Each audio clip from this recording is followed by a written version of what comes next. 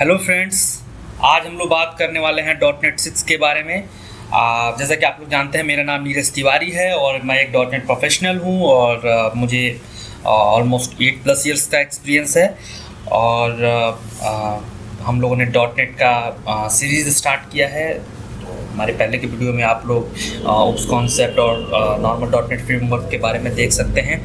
और आज हम लोग जो बात करेंगे वो डॉट नेट 6 के बारे में बात करेंगे। डॉट नेट 6 जो है माइक्रोसॉफ्ट का लेटेस्ट वर्जन है, जिसको यूज़ करके हम लोग यूनिफाइड एप्लीकेशन बना सकते हैं। इसके फीचर्स के बारे में, इसको क्यों माइक्रोसॉफ्ट ने लॉन्च किया, इसके बारे में हम लोग आज बात करने वाले हैं। तो इस वीडियो को पूरा देखिए, ज़रूर देखिए। एक बार इस वीडियो को कंप्लीट देखने के बाद आप डॉट नेट 6 में खुद से ही एक एप्लीकेशन बना सकते हैं और डॉट नेट 6 में अपने करियर को आगे बढ़ा सकते हैं। तो आज के इस वीडियो को स्टार्ट करते हैं। सबसे पहला क्वेश्चन है कि डॉट नेट 6 क्यों आया। डॉट नेट 6 क्यों आया, इस पे हम लोग बात करेंगे। और डॉट नेट 6 क्या है, पहले इंट्रोडक्शन पे देख लेते हैं कि डॉट नेट 6 जो है यूनिफाइड एंड एक्सटेंडेड प्लेटफॉर्म है। Dot net 6 deliver a unique platform for browser, cloud, desktop, IoT and mobile apps. पहले क्या था, उसके बारे में हम लोग बात करते हैं कि हमारे पास ASP.NET था, उसके बाद हमारे पास .NET MVC आया, फिर हमारे पास .NET Core आया। 2002 में वेब फॉर्म लॉन्च हुआ था, जो कि लाइक नॉर्मल ASP.NET और VB.NET के बारे में कह सकते हैं। जो वेब फॉर्म 2002 में लॉन्च हुआ था, उसके बाद माइक्रोसॉफ्ट ने 2009 में .NET MVC को लॉन्च किया, उसके बाद 2016 में .NET Core को लॉन्च किया। अब तीनों जो हैं ASP.NET, .NET MVC, .NET Core, ये अलग अलग तरीके से चलने वाले फ्रेमवर्क्स थे। इन तीनों को मेंटेन करना माइक्रोसॉफ्ट के लिए ही बड़ा ही प्रॉब्लमेटिक था। तो इन तीनों के बाद इन तीनों के अलग अलग वर्जन को लाना माइक्रोसॉफ्ट ने बंद कर दिया। ASP.NET का जो वर्जन है 4.5, 4. समथिंग, उसके बाद कोई वर्जन नहीं आया। फिर .NET MVC जो था लास्ट था, उसके बाद .NET Core 3.1 था। इन तीनों के बाद इन ASP.NET, .NET MVC और .NET Core को स्पेसिफिक इंडिविजुअल वर्जन्स को माइक्रोसॉफ्ट ने लाना बंद कर दिया और इन तीनों को मिला के एक यूनिफाइड फ्रेमवर्क माइक्रोसॉफ्ट ने लॉन्च किया और इन तीनों के फीचर्स को रखा उस फ्रेमवर्क में, जो कि .NET 5 था। उसके बाद .NET 5 में एक यूनिफाइड एक्सपीरियंस देने के बाद माइक्रोसॉफ्ट ने .NET 6 लॉन्च किया है, जो हाल ही में लॉन्च हुआ है। उसके बारे में हम लोग देखते हैं कि .NET 6 कब लॉन्च हुआ है।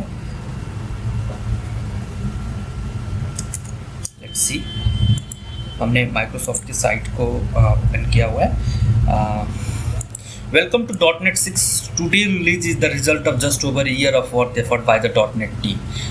ये जो ब्लॉग है 8 नवंबर 2021 का है। एंड .NET 6 में जो C# का वर्जन है 10 है और F# का वर्जन 6 है। C# 10 and F# 6 deliver language improvements that make your code simpler and better. There are massive gains in performance which we have seen dropping the cost of hosting cloud service. At Microsoft, .NET 6 is the first release that natively supports Apple Silicon ARM64 and has also been improved for Windows ARM64.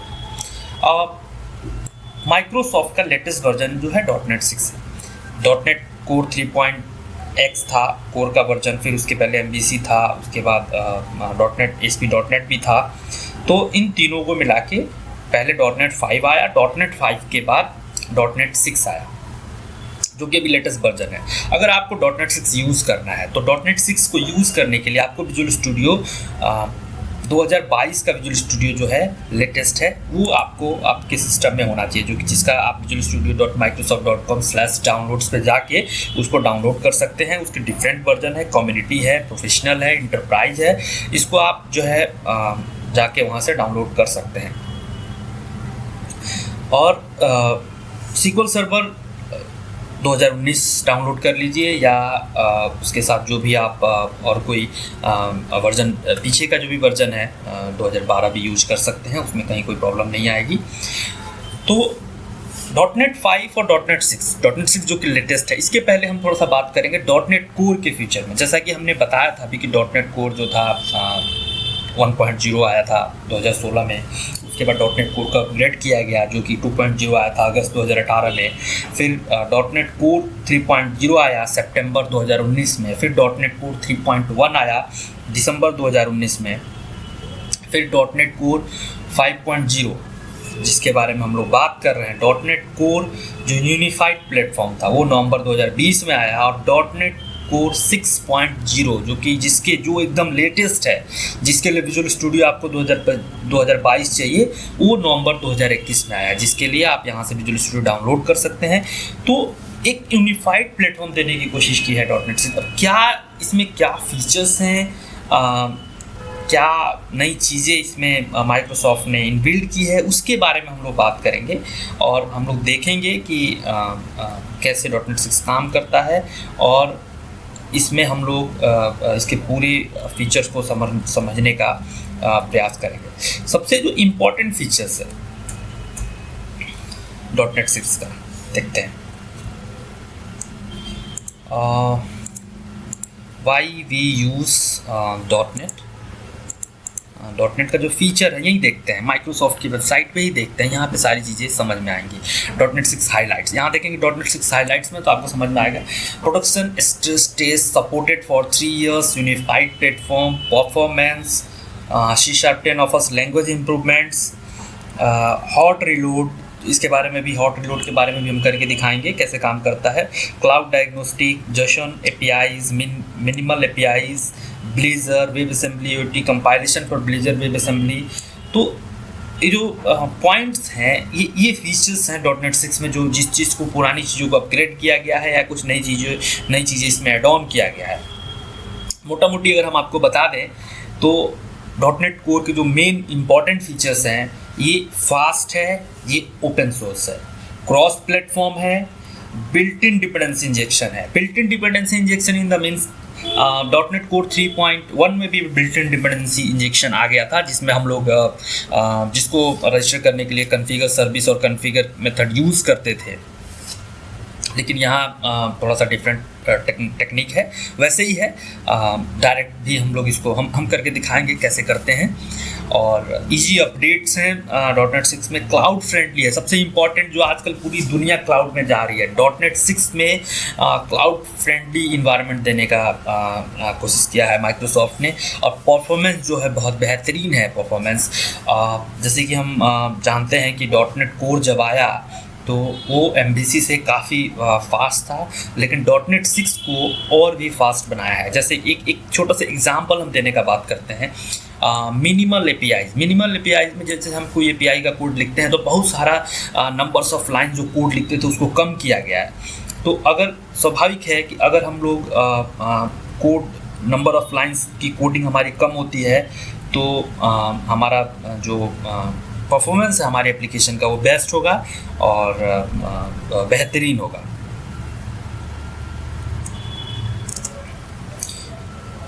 Dependency injection के बारे में हम लोग बात करते हैं। Dependency injection जो था नॉर्मल ASP.NET में थर्ड पार्टी टूल के द्वारा यूज़ किया जाता था। ASP.NET में हम लोग यूनिटी ब्लॉक और कुछ और भी टूल्स आते थे जिसके थ्रू हम यूज़ करते थे, लेकिन डॉटनेट 3.1 में जो माइक्रोसॉफ्ट ने दिया इनबिल्ट डिपेंडेंसी इंजेक्शन दिया, जो कि उसे यूज़ करना बहुत आसान हो गया और वो उस चीज़ को कंटिन्यू कर रहा है डॉटनेट 5 एंड डॉटनेट 6 में। अभी जो हम बात करें डॉटनेट 6 में भी डिपेंडेंसी इंजेक्शन के बहुत अच्छे फीचर्स आते हैं। डिपेंडेंसी इंजेक्शन जो हम लोग यूज़ करते हैं 2-3 तरीके से यूज़ करते हैं, लाइक स्कोप तरीके से, ट्रांजिएंट है, सिंगलटन है। तो उसके बारे में भी हम लोग बात करेंगे कि डिपेंडेंसी इंजेक्शन कैसे यूज़ करते हैं।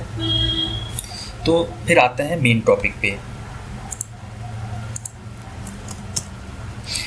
टुडे आज का जो टॉपिक है, आज हम लोग किस टॉपिक पे बात करने वाले हैं। हम लोग डॉटनेट 6 के फंडामेंटल के बारे में बात करेंगे।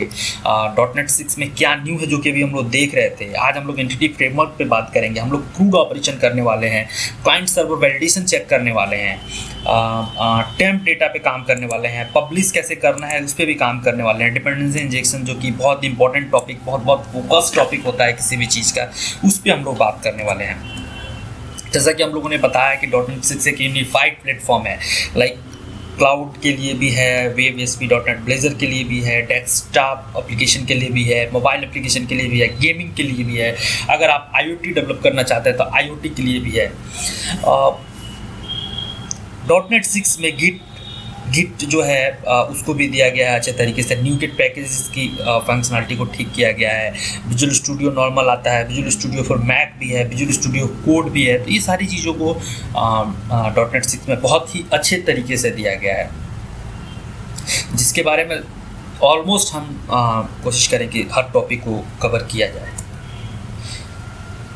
ASP.NET, .NET MVC, .NET Core, then .NET 5 and then .NET 6। तो जो .NET 6 आने का जो सबसे मेन रीज़न था कि जो 3 वर्जन थे माइक्रोसॉफ्ट के, जो 3 वर्जन थे like ASP.NET, ASP.NET MVC, .NET Core, तीनों को अलग अलग मेंटेन करना माइक्रोसॉफ्ट के लिए डिफ़िकल्ट था। तो तीनों को मिला के एक यूनिफाइड प्लेटफॉर्म बनाया .NET 5 एंड नाउ .NET 5 को अपग्रेड करके .NET 6 आया है।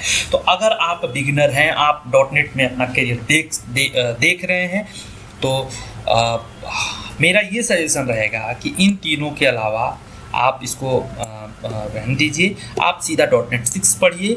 और जो उप्स कॉन्सेप्ट हैं, जो उप्स कॉन्सेप्ट होते हैं, जो सॉलिड प्रिंसिपल होते हैं, जो डिपेंडेंसी इंजेक्शन होता है, जो टेक्निक्स होता है, वो कॉमन होते हैं सब में। प्रोग्रामिंग जो सिंटेक्सेस होते हैं, C#, जो भी एप्स आप जो भी आप यूज़ कर रहे हैं, जो भी प्रोग्रामिंग के सिंटेक्स है, वो कॉमन होते हैं, उसमें कहीं कुछ चेंजेस नहीं होते हैं। तो अगर आप न्यूली करियर देख रहे हैं IT में और स्पेसिफिक लाइक .NEट डेवलपमेंट में, तो आप .NET 6 के साथ जाइए। ये मेरा बेस्ट सजेशन होगा। ये मैं अपने एक्सपीरियंस पे ये आपको बता रहा हूँ। वाई वी यूज़ .NET 6, इसके बारे में भी हम लोग बात कर चुके हैं कि एक यूनिफाइड एक्सपीरियंस देता है, बहुत सारे फीचर्स हैं। इसको समराइज हमने किया है। Simplified development, getting started is easy, new language features in C#10, reduce the amount of code you need to write. जो कि हम बता रहे थे कि API में, जैसे कोई API बनाते हैं और API में जो है पहले नंबर्स ऑफ लाइन्स कोड बहुत ज़्यादा होते, तो उसको .NET 6 में उसको कम किया गया है। उसको .NET 6 में कम करके कोडिंग को रिड्यूस किया गया है, जो कि reduce the amount of code you need to write and investment in the web stack and minimal API। That's my point, जहां हम लोग बात कर रहे थे।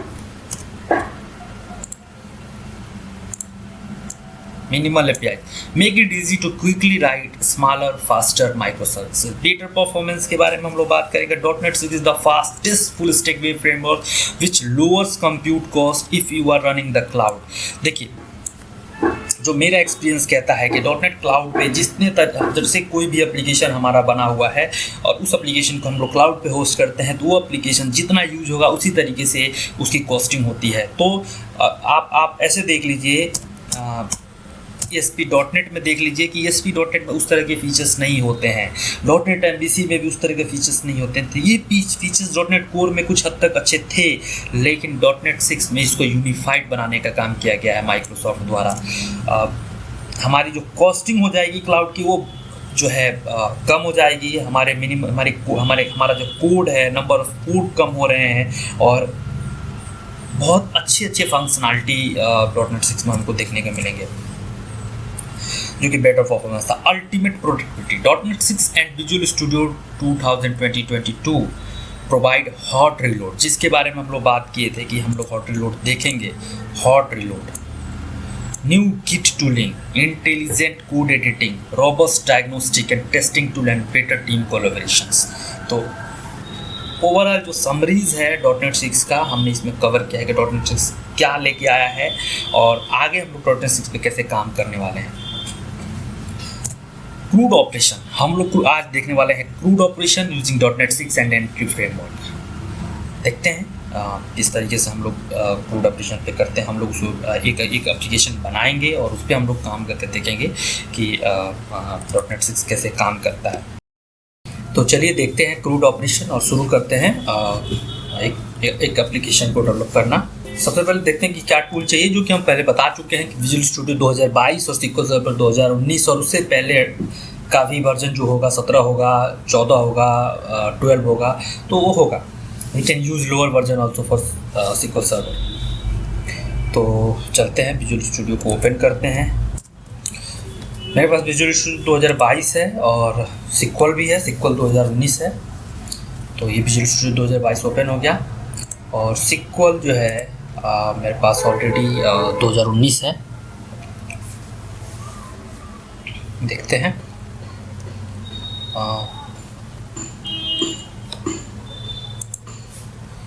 इस डेटाबेस का नाम हम थोड़ा सा चेंज कर देते हैं, इसको रख देते हैं। ठीक है, पुराना डेटाबेस है।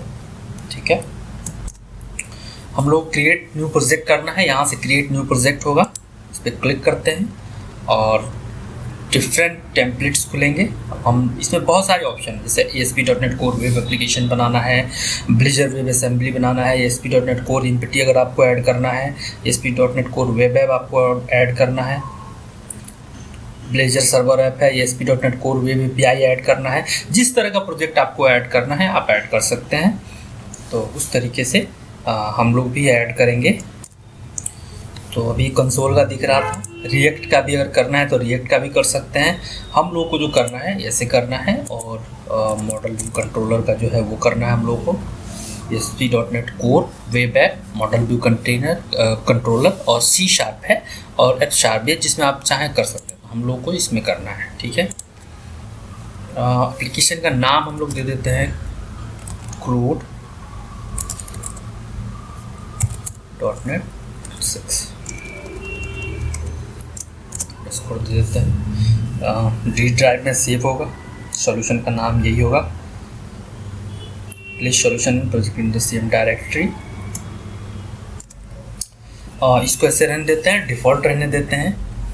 नेक्स्ट करते हैं। प्रोजेक्ट नेम हमने दे दिया, लोकेशन, सॉल्यूशन नेम हमने दे दिया, नेक्स्ट करते हैं। फ्रेमवर्क जो है .NET 6, देखिए यहाँ पे अभी एक ही ऑप्शन आ रहा है क्योंकि ये बाय डिफ़ॉल्ट .NET 6 है। और ऑथेंटिकेशन टाइप में ऑप्शन आता है individual account, Microsoft identity platform, Windows. तो अभी बहुत ज़्यादा डिटेल में नहीं जाना है, इसको बाय डिफ़ॉल्ट रखते हैं, नन रखते हैं। कॉन्फ़िगर फॉर HTTPS, ठीक है, ये जो है ऐसा एप्लीकेशन बनेगा कि नॉर्मल और HTTPS दोनों पे चल जाएगा। इनेबल डॉकर का मतलब different like some kind of micro service architecture जब हम लोग यूज़ करते हैं तो इनेबल डॉकर का रोल वहाँ पे आता है। तो वहाँ भी हमको डिटेल में नहीं जाना है, उस चीज़ को हम लोगों को अभी नहीं देखना है। ठीक है,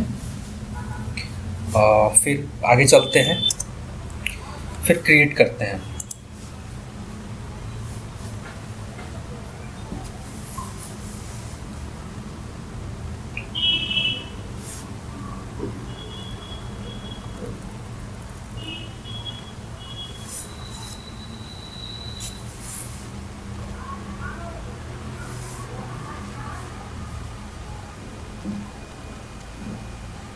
क्रिएट हो रहा है,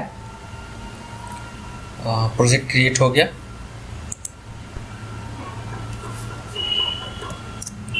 प्रोजेक्ट क्रिएट हो गया। देखिए CRUD.NET 6 कनेक्टेड सर्विसेज ऑप्शन आ रहा है, क्लाउड के लिए है ये। डिपेंडेंसीज में कुछ रेफरेंसेस आते हैं इसमें सबके। उसके बाद प्रॉपर्टीज़ में देखिए लॉन्च सेटिंग.json, इसको देख सकते हैं। ये जो लॉन्च सेटिंग से रिलेटेड जो इन्फॉर्मेशन होता है, जैसे IIS सेटिंग होता है, जैसे यही देखिए ये CRUD.NET 6 आ रहा है। इसमें जो आ रहा है दो प्रोफाइल है, CRUD.NET 6 आ रहा है, IIS एक्सप्रेस आ रहा है। तो ये CRUD.NET ये हो गया, ये प्रोफाइल है। इसको जब रन कराएंगे, इससे रन कराएंगे तो जो पोर्ट होगा ये होगा, और IIS एक्सप्रेस से रन कराएंगे तो जो पोर्ट होगा ये होगा। और इसको देखते हैं, एक बार हम लोग करके देखते हैं तो ज़्यादा समझ में आएगा। इसको बिल्ड करते हैं।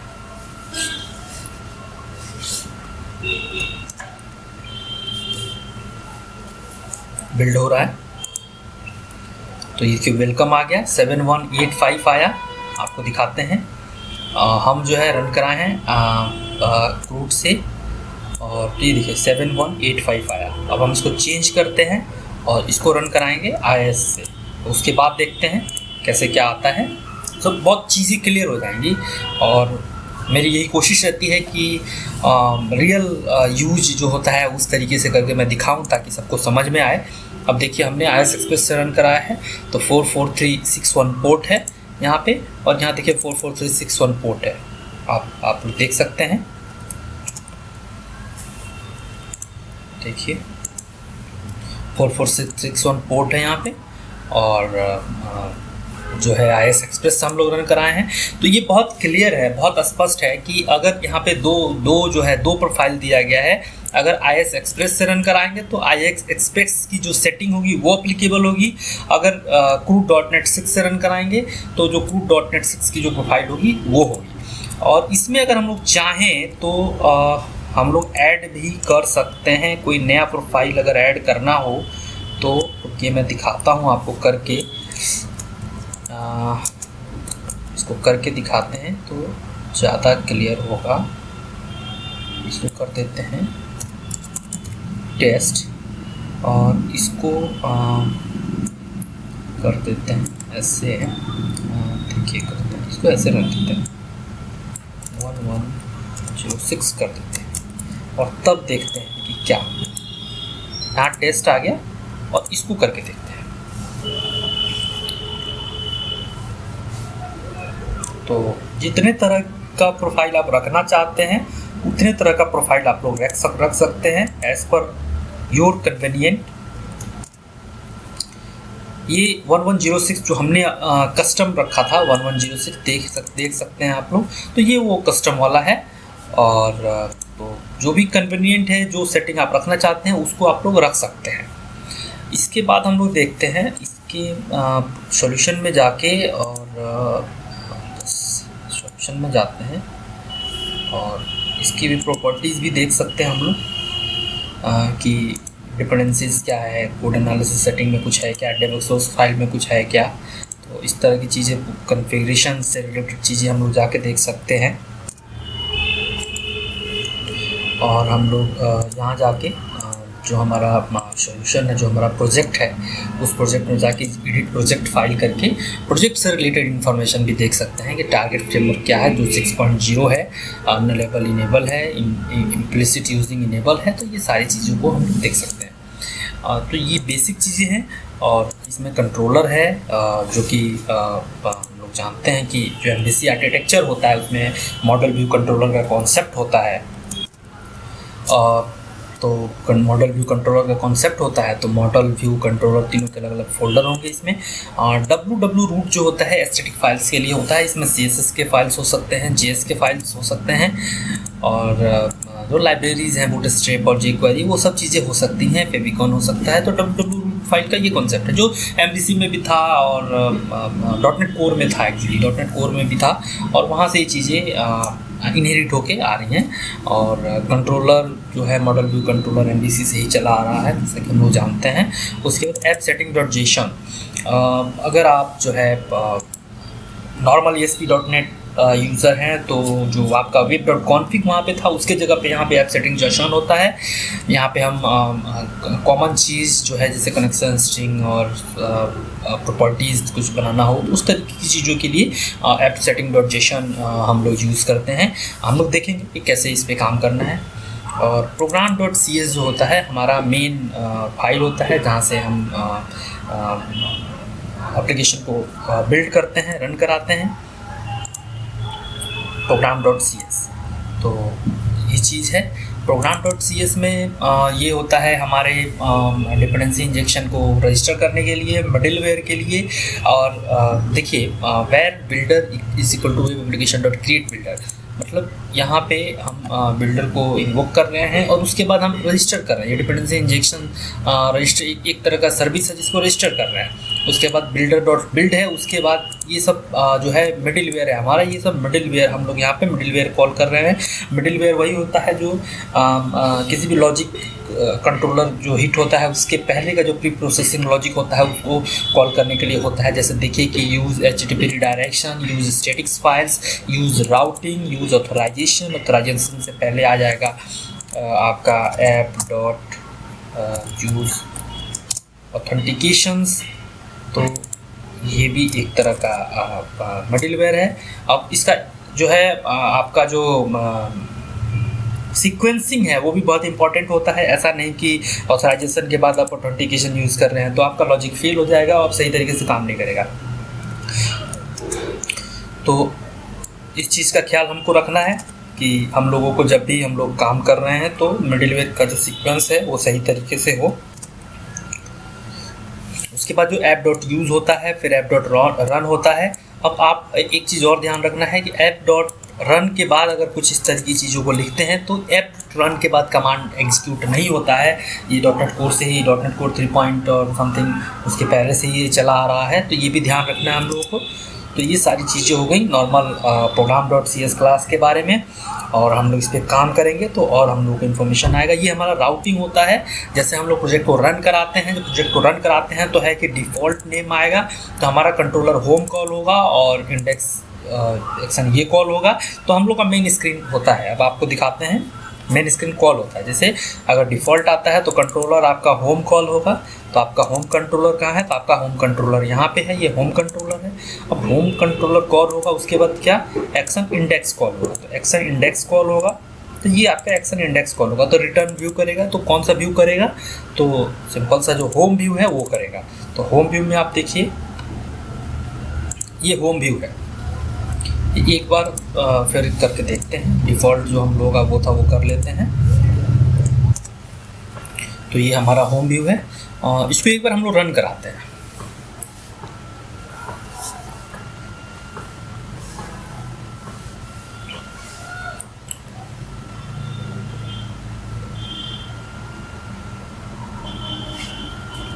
प्रोजेक्ट इसको बंद कर, इसकी ज़रूरत नहीं है अभी हमको, इसको बंद कर देते हैं।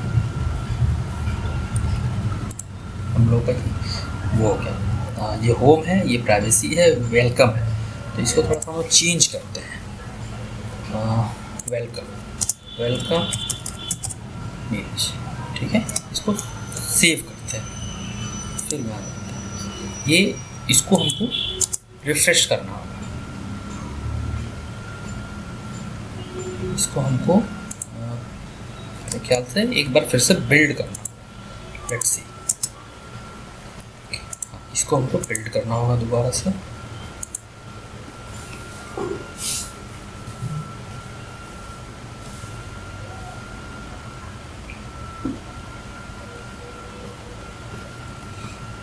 देखते हैं चेंज हमने किया हुआ है।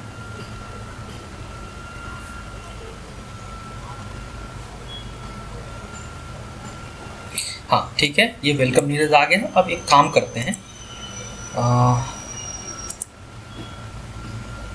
हॉट रिलोड को इनेबल करते हैं और इसको 1 2 3 करते हैं। फिर देखते हैं इसको, इस पर हम लोग देखेंगे, इसमें हम लोग को एक कॉल करना होगा एक मेथड को, तभी काम करेगा। इस पर हम लोग बात करते हैं। नेक्स्ट चलते हैं, ये हमारा लॉगर आता रहता है।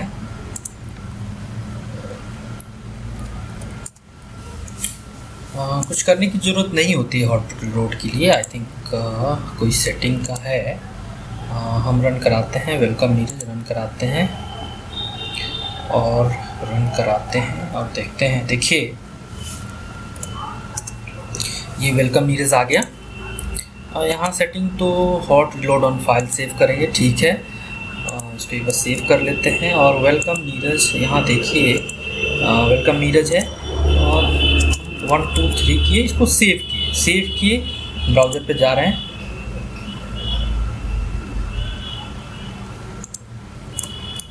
सेव किए जा रहे हैं, काम नहीं कर रहा है एक्चुअली, क्या प्रॉब्लम है देखते हैं। ठीक है, हाँ ठीक है, 1 2 3 है, 1 2 3 हो गया। और ये जो है ऐसे है, ये हो गया। 1 2 3 हटा दिए, अपने आप रिफ्रेश हो रहा है पेज, हम कुछ नहीं कर रहे।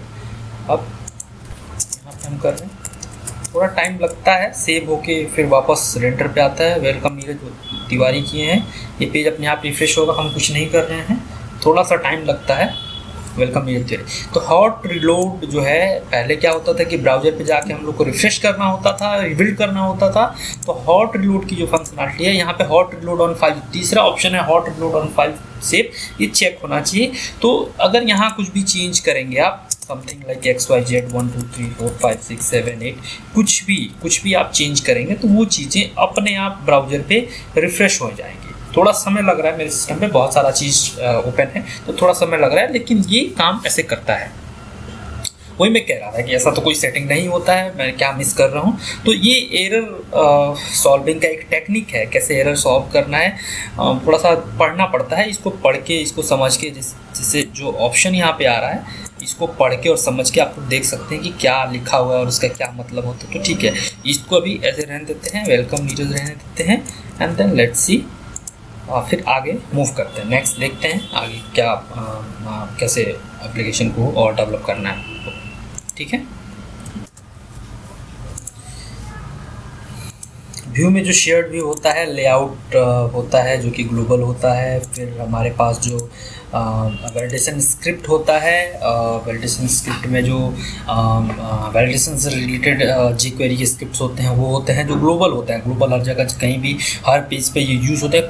कॉमन चीज़ कह सकते हैं हम, कॉमन स्क्रिप्ट और कॉमन थिंग्स जो होते हैं। error.html जो हम लोग का कॉमन होता है वो होता है। फिर व्यू इंपोर्ट में चलते हैं। ये ऐसे नेम स्पेस होते हैं जो अक्रॉस एप्लीकेशन हम लोग यूज़ करते हैं, उसको यहाँ ग्लोबल हम लोग लिख देते हैं। कोई भी ऐसा नेम स्पेस जिसको हर पेज पर हम लोग को यूज़ करना है तो वो चीज़ हम लोग व्यू इंपोर्ट्स में चलते हैं। और लेआउट जो है व्यू स्टेट में लेआउट डिफाइन करते हैं। तो ये जो फोल्डर स्ट्रक्चर था तो ये ऐसे काम करता है folder structure.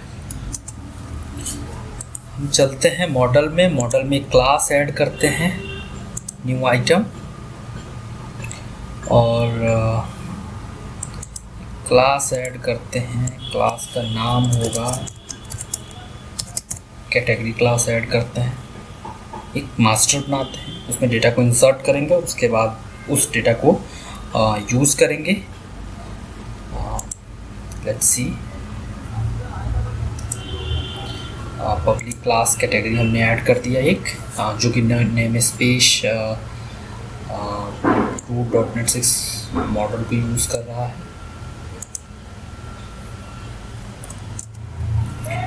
Public class category में हम लोग कुछ प्रॉपर्टी ऐड करेंगे, जैसे कि पब्लिक इंट, हम आईडी ले लेते हैं,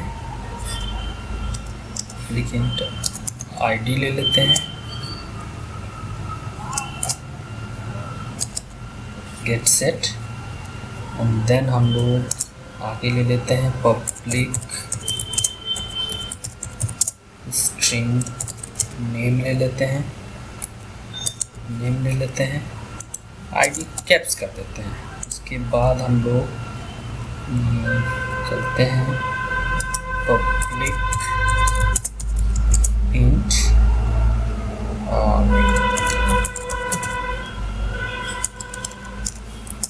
डिस्प्ले ऑर्डर ले लेते हैं, गेट सेट, गेट सेट। क्या आ रहा है? Non nullable property name must contain non-null when existing constructor consider declaring the property as a nullable। ऐसा तो कुछ हम लोग किए नहीं है। उसके बाद हम लोग ले लेते हैं पब्लिक की क्या प्रॉपर्टी ले लें, एक और कोई प्रॉपर्टी,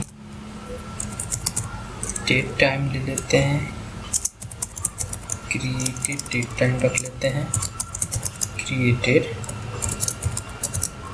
डेट टाइम रख लेते हैं, and then get set, and we can set a default item in this, it can be date time dot now, right।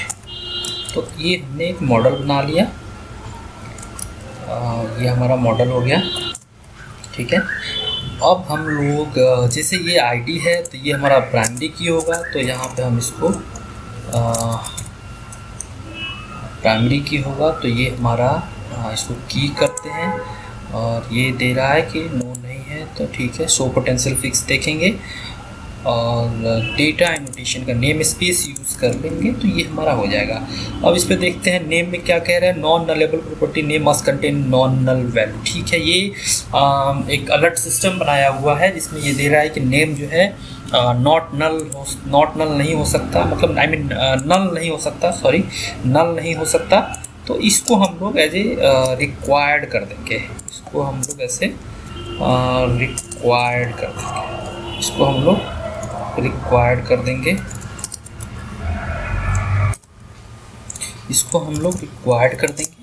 तो ये जो है अलर्ट जो है वो हट जाएगा। ठीक है, लेट्स सी, इसको एक बार बिल्ड कर देते हैं। ठीक है, तो ये अलर्ट हट गया। तो ये जो था हम लोगों का ये आएगा ही, आ रहा है, कोई बात नहीं, लेट्स इसको देखेंगे। अब हम आते हैं ऐप सेटिंग ट्रांजेक्शन में। अब हम लोगों को कनेक्शन स्ट्रिंग बनाना है। तो कनेक्शन स्ट्रिंग जो हम लोगों को बनाना है ये हमारा हो गया अलाउ होस्ट स्टार। यहीं पे हम कमा लगाएंगे और लिखेंगे अपना हम कनेक्शन स्ट्रिंग प्रॉपर्टी, हमारा कनेक्शन स्ट्रिंग। और इसमें जो है हम अपना जो कनेक्शन स्ट्रिंग है डिफ़ॉल्ट कनेक्शन हमने डिफाइन किया। और यहाँ पे हम लिखेंगे सर्वर जो हमारा है ये है डॉट है, सर्वर डॉट है फाइन।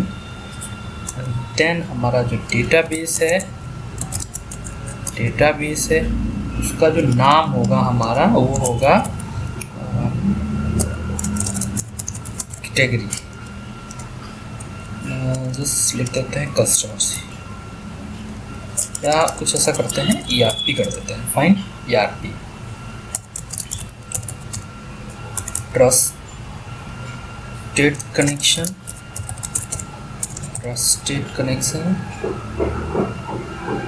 Equal to true. ये हो गया हमारा कनेक्शन स्ट्रिंग। ट्रस्टेड कनेक्शन मतलब ये जो है पासवर्ड और यूजर आईडी करने की ज़रूरत नहीं है, ये अपने आप एक्सेस कर लेगा। और ये हमारा कनेक्शन स्ट्रिंग हम लोगों ने बना लिया इसका। ठीक है,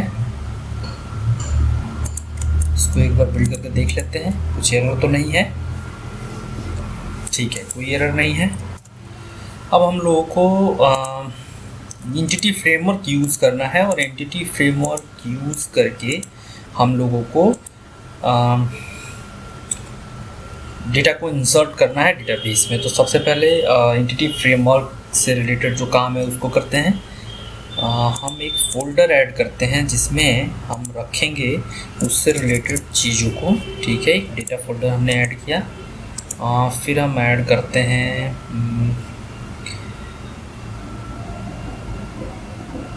एक क्लास ऐड करते हैं। इस क्लास का नाम हम दे देते हैं एप्लीकेशन DB कॉन्टेक्स्ट दे देते हैं, application DB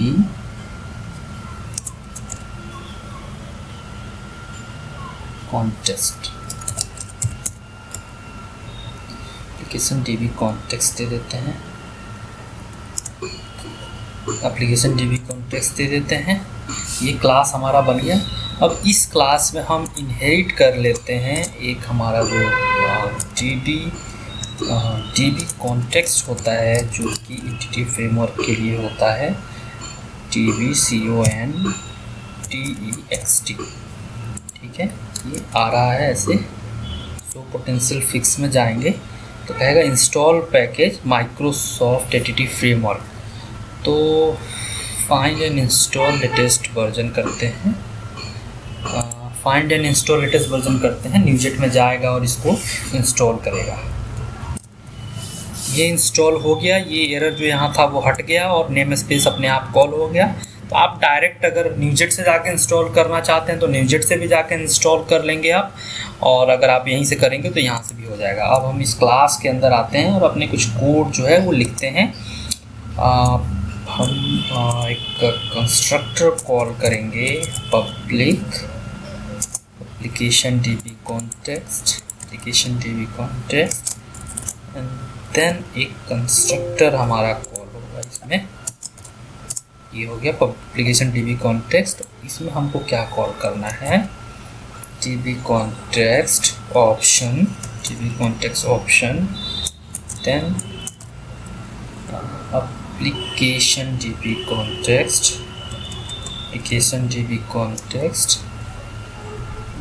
then options fine, और इसमें हम इनहेरिट कर लेंगे बेस ऑप्शंस को। ठीक है, बेस ऑप्शंस को इनहेरिट कर लेंगे। ये जो भी कोड हम लोग लिख रहे हैं, एक्चुअली हम लोग जो यूज़ करने जा रहे हैं, कोड अप्रोच यूज़ करने जा रहे हैं। एंटिटी फ्रेमवर्क जब हम लोग यूज़ करते हैं तो दो होता है, database approach and code approach. तो कोड साइड अप्रोच हम लोग यूज़ कर रहे हैं। कोड में अपने हम as a full stack developer काम कर रहे हैं, तो जो भी चीज़ होगा, जो भी कोड होगा, हम अपने मॉडल में लिखेंगे, अपने क्लासेस में लिखेंगे, और यहाँ से हम लोग कमिट करेंगे। तो जो डेटाबेस का स्ट्रक्चर होगा, जो टेबल का स्ट्रक्चर होगा, जो भी चीज़ें होंगी, ये यहीं से क्रिएट हो जाएंगी यहाँ। तो ये जो काम हम लोग कर रहे हैं, कोड अप्रोच यूज़ कर रहे हैं, जिसके लिए हम लोग ये भी काम कर रहे हैं। ठीक है, तो ये कंस्ट्रक्टर हमने अपने क्लास का बना लिया। उसके बाद हम जा रहे हैं पब्लिक, इसको थोड़ा सा बड़ा कर दें, अगर नहीं दिख रहा हो तो ये थोड़ा अच्छा हो जाएगा। पब्लिक, और हम db set यूज़ करेंगे। db set हम लोग क्या करने वाले हैं, हम लोग कैटेगरी बनाए हैं, कैटेगरी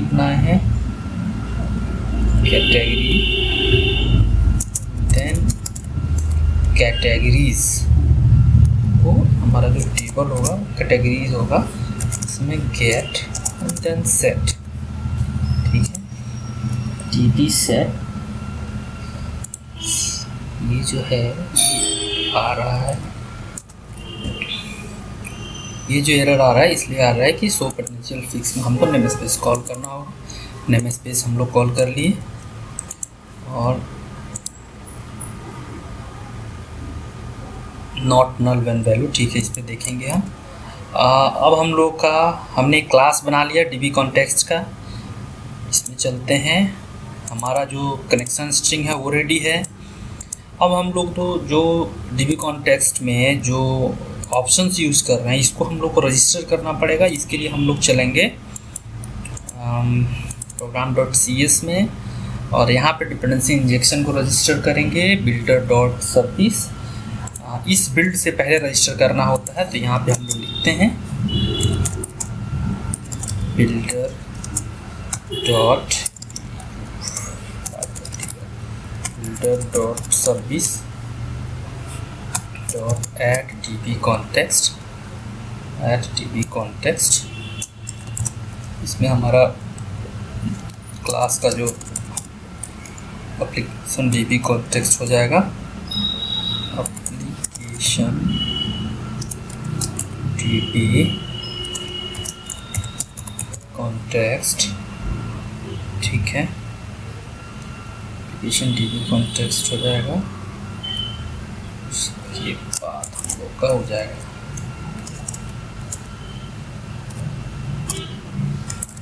ऑप्शंस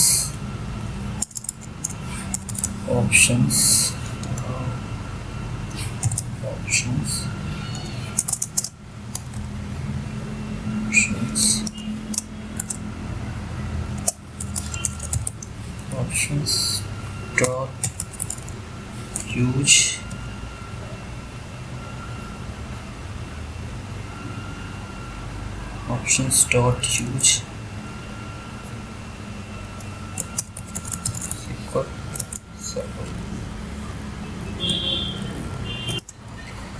ये हमने लिख दिया। इसके लिए तो हम लोग को नेम स्पेस कॉल करना पड़ेगा। नेम स्पेस कॉल करेंगे तो ये प्रॉब्लम रिजॉल्व हो जाएगा। और ये जो है हम लोग का ऑप्शंस डॉट होगा, ऑप्शंस डॉट हमने स्टार लिख दिया, थोड़ा सा एरेज करना पड़ेगा। तो भी लिखना है ऑप्शंस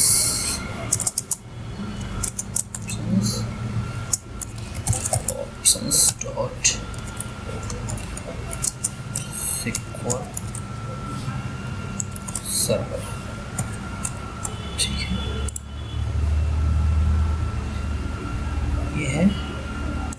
इसके लिए हमको न्यूजेट पैकेज से जाके इंस्टॉल करना पड़ेगा डीबी कॉन्टेक्स्ट का सिक्वल का ऑप्शन इज नॉट कर। चलते हैं हम लोग प्रोजेक्ट में मैनेज न्यूजेट पैकेज और यहाँ पे चल के हम लोग सर्च करते हैं, ब्राउज करते हैं सिक्वल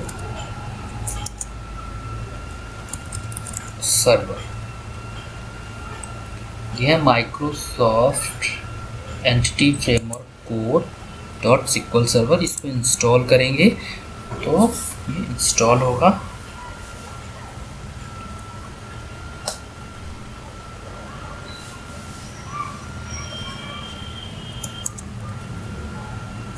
एक्सेप्ट कर लिया हमने। कुछ एरर आ रहा है, only assignment call increment await new update using statement dB context. चलते हैं हम यहाँ पे कि थोड़ा सा यूज सिक्वल सर्वर होता है, option dot use SQL server. ये मेथड होता है एक्चुअली, पोटेंशियल फिक्स, और ये नेम स्पेस हमको कॉल करना पड़ेगा। तो ये जो है एरर रिजॉल्व हो जाएगा। इसको बिल्ड करके एक बार देख लेते हैं।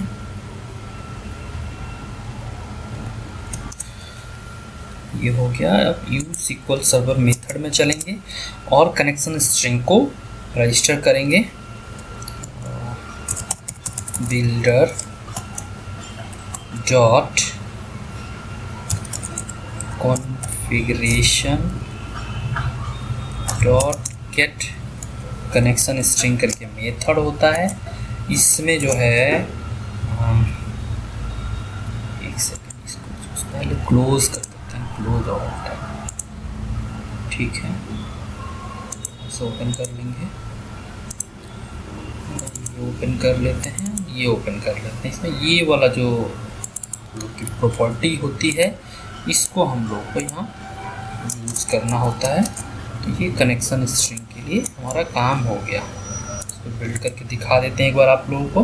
पहले ये गेट कनेक्शन स्ट्रिंग मेथड नहीं था। .NET कोड 3.1 में हम लोग यूज़ करते थे आई कन्फिग्रेशन इंटरफेस, एंड उस आई कन्फिग्रेशन इंटरफेस के थ्रू हम लोग कनेक्शन स्ट्रिंग को रीड करते थे। बट यहाँ पे ये मेथड है गेट कनेक्शन स्ट्रिंग, और उसके थ्रू हम लोग करते हैं। बिल्ड सक्सीड हो गया, देख सकते हैं।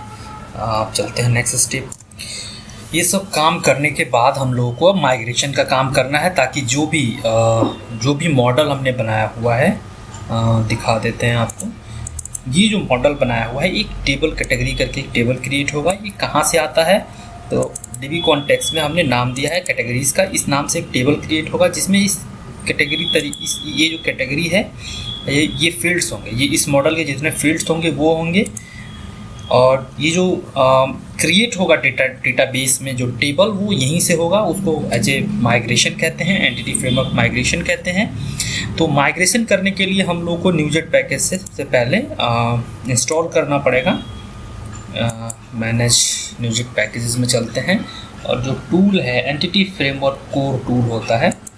चलते हैं, ब्राउज करते हैं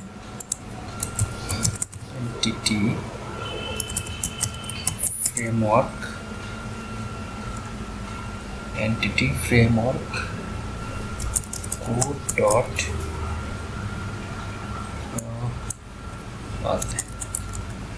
माइक्रोसॉफ्ट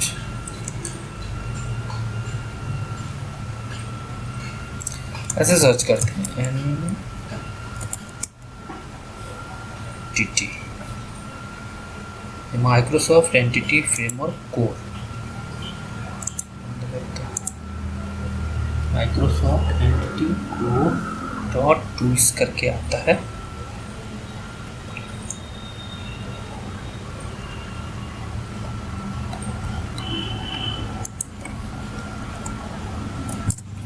हाँ, पूरा नाम होता है Microsoft entity framework code dot tools.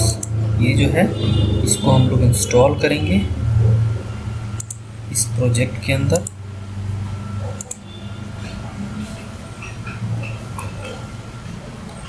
Okay, accept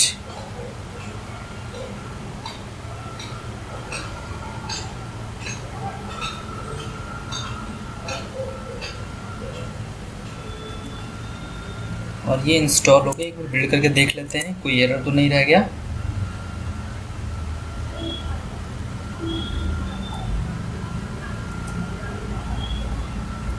build हो रहा है, यहाँ से देख सकते हैं बिल्ड स्टार्टेड और बिल्ड सक्सीड हो गया। अब हम लोगों ने पैकेज दे दिया। अब माइग्रेशन का काम करते हैं। माइग्रेशन के लिए चलेंगे टूल में, चलेंगे न्यू पैकेज मैनेजर कंसोल, और यहाँ पे हम लिखेंगे ऐड, एक कमांड होता है migration add category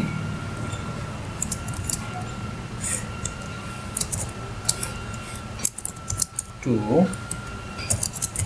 database. Add migration add category database. Database में अभी देखिए एक ही डेटाबेस है हमारे पास, डेटाबेस बल्कि वन, बाकी और कोई डेटाबेस नहीं है।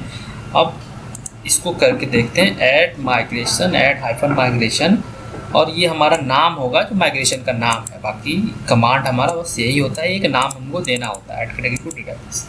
ठीक है, अब इसको हम लोग एंटर करेंगे। Let's see, build started, will succeed, तो कोई एरर नहीं आया। अब हम लोग चलते हैं डेटाबेस में, रिफ्रेश करेंगे डेटाबेस को और देखते हैं क्या होता है। डेटाबेस तो नहीं बना।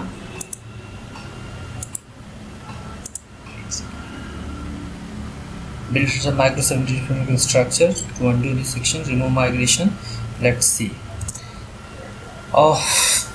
एक कमांड और होता है, हम मिस कर रहे हैं एक्चुअली, बताते हैं। सबसे पहले जब हम लोग माइग्रेशन करते हैं तो हम लोगों का माइग्रेशन करके फोल्डर क्रिएट हो जाता है। यहाँ पे उस माइग्रेशन से रिलेटेड जो भी इंफॉर्मेशन होता है वो सारा इन्फॉर्मेशन, जैसे हमारा टेबल जो होगा कैटेगरीज होगा, हमारे जो कॉलम होंगे आईडी होगा, आइडेंटिटी 1 होगा, नेम होगा, एंड वेरिकेयर मैक्स होगा क्योंकि हमने स्ट्रिंग लिया है, डिस्प्ले ऑर्डर हमने इंटीजर लिया था, क्रिएट डेट टाइम जो डेट टाइम लिए हैं हम, तो ये सारी चीज़ें क्रिएट हो गई हैं। इसमें 2 मेथड होते हैं, अप एंड डाउन, इस पर हम लोग डिटेल जाएंगे। तो माइग्रेशन जैसे ऐड माइग्रेशन किए तो यहाँ पे एक फ़ाइल क्रिएट हो गई हमारी, और फाइल क्रिएट होने के बाद अब इसको हम डेटाबेस में अपडेट करने का काम करेंगे। तो फिर चलते हैं वहीं पे सी कंसोल में।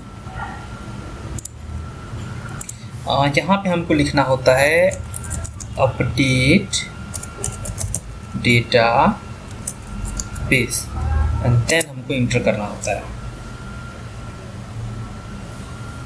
Let's see, build succeed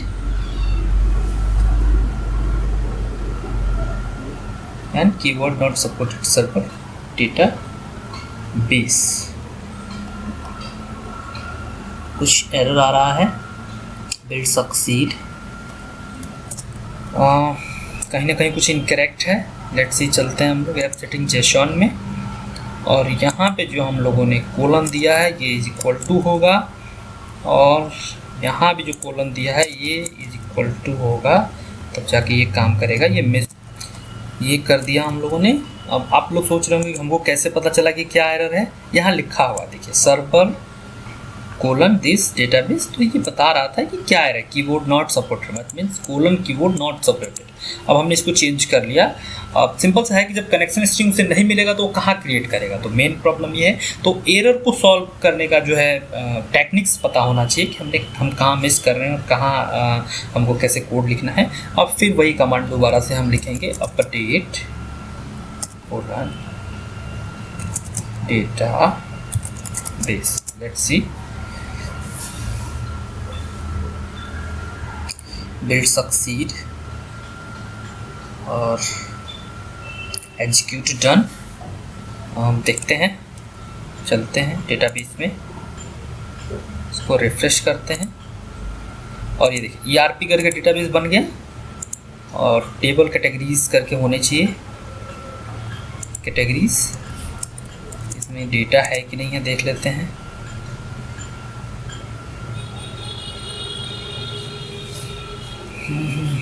Let's see, select star from F5 करते हैं, इसमें डेटा नहीं है। ये माइग्रेशन से रिलेटेड इन्फॉर्मेशन इस टेबल में रहता है, देख सकते हैं हम लोग को अगर देखना हो तो।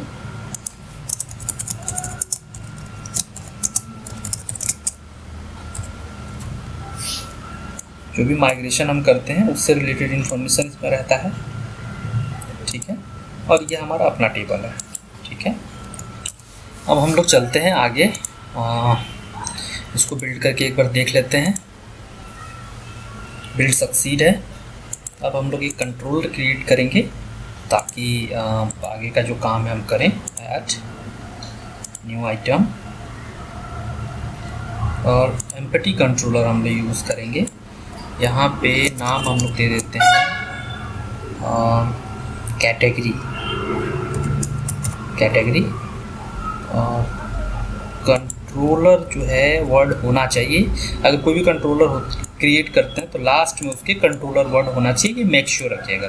जैसे MVC और .NET कोड में हम लोग कर रहे थे कैटेगरी कंट्रोलर, अब हम इसको ऐड करते हैं। हमने कैटेगरी कंट्रोलर ऐड कर दिया। इसमें देख रहे हैं कि कैटेगरी कंट्रोलर है और इसमें एक मेथड है इंडेक्स एक्शन मेथड। अब कंट्रोलर के बाद हम लोग व्यू क्रिएट करेंगे। इंडेक्स पे राइट क्लिक करते हैं, ऐड व्यू का ऑप्शन आएगा, यहीं से डायरेक्टली क्रिएट कर लेते हैं। और रेजर व्यू क्रिएट करते हैं हम लोग, ऐड करते हैं। इंडेक्स रहेगा, एम्प्टी विदाउट मॉडल रहेगा, ठीक है, डिफ़ॉल्ट रखते हैं। क्रिएट एज पार्सल व्यू का ज़रूरत नहीं है। यूज ए लेआउट पेज का भी यूज ए लेआउट पेज रहने देते हैं, ठीक है। तो बाय डिफ़ॉल्ट व्यू क्रिएट करते हैं। इसको फोल्डिंग कर रहा है, उसके डिपेंडेंट ऑब्जेक्ट को क्रिएट करेगा और लिंक करेगा। Let's see.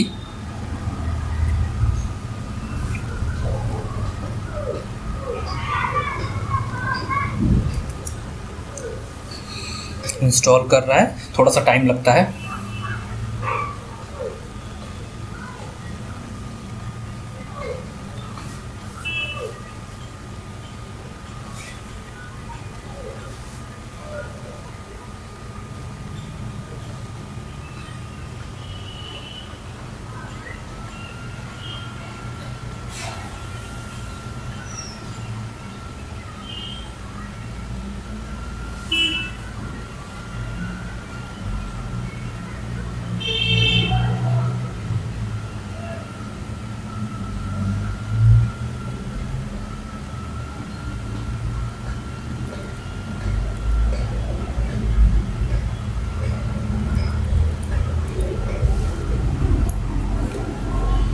थोड़ा समय लग रहा है, वेट करते हैं।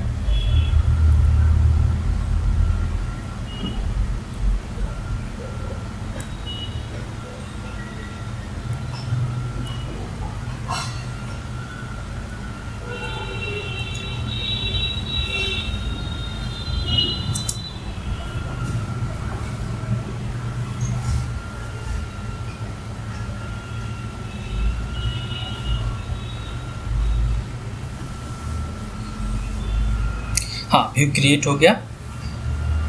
व्यू क्रिएट कर लिया हम लोग और व्यू क्रिएट करने के बाद हम लोग का व्यू बन गया। एक बार फिर से बिल्ड करके चेक कर लेते हैं।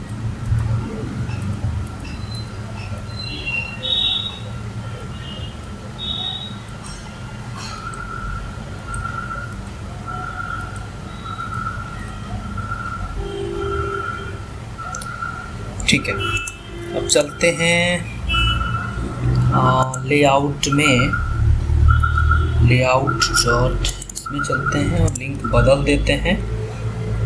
जो प्राइवेसी का है, हाँ, प्राइवेसी का जो एक्शन है प्राइवेसी, इसको हम लोग कर देते हैं कैटेगरी एंड देन ये जो हम लोग का हो जाएगा एक्शन जो हो जाएगा इंडेक्स हो जाएगा और कंट्रोलर जो हो जाएगा टैग हेल्पर में हम लोग कैटेगरी कंट्रोलर कर देते हैं।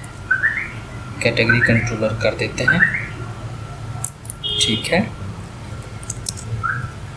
ठीक है, अब बिल्ड करते एक बार रन करा लेते हैं इसको।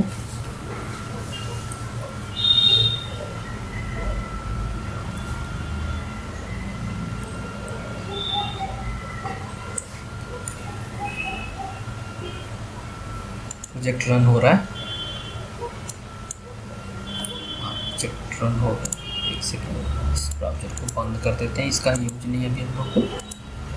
हाँ ये आ रहा है, ये कैटेगरी करके आ रहा है, कैटेगरी पे क्लिक करें, कैटेगरी आ रहा है। इसमें हम चेंज कर देते हैं, जो इंडेक्स है इसको कर देते हैं कैटेगरी मास्टर। ठीक है, ये रिफ्रेश हो जाएगा। आई थॉट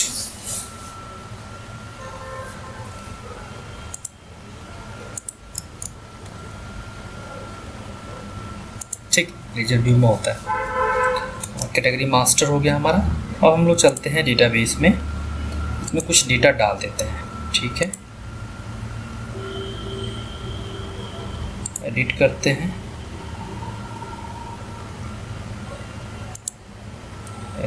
हैं, इसमें आईडी अपने आप ले लेगा। कैटेगरी में हम कर देते हैं परमानेंट। ERP है तो मटेरियल डाल देते हैं, such kind of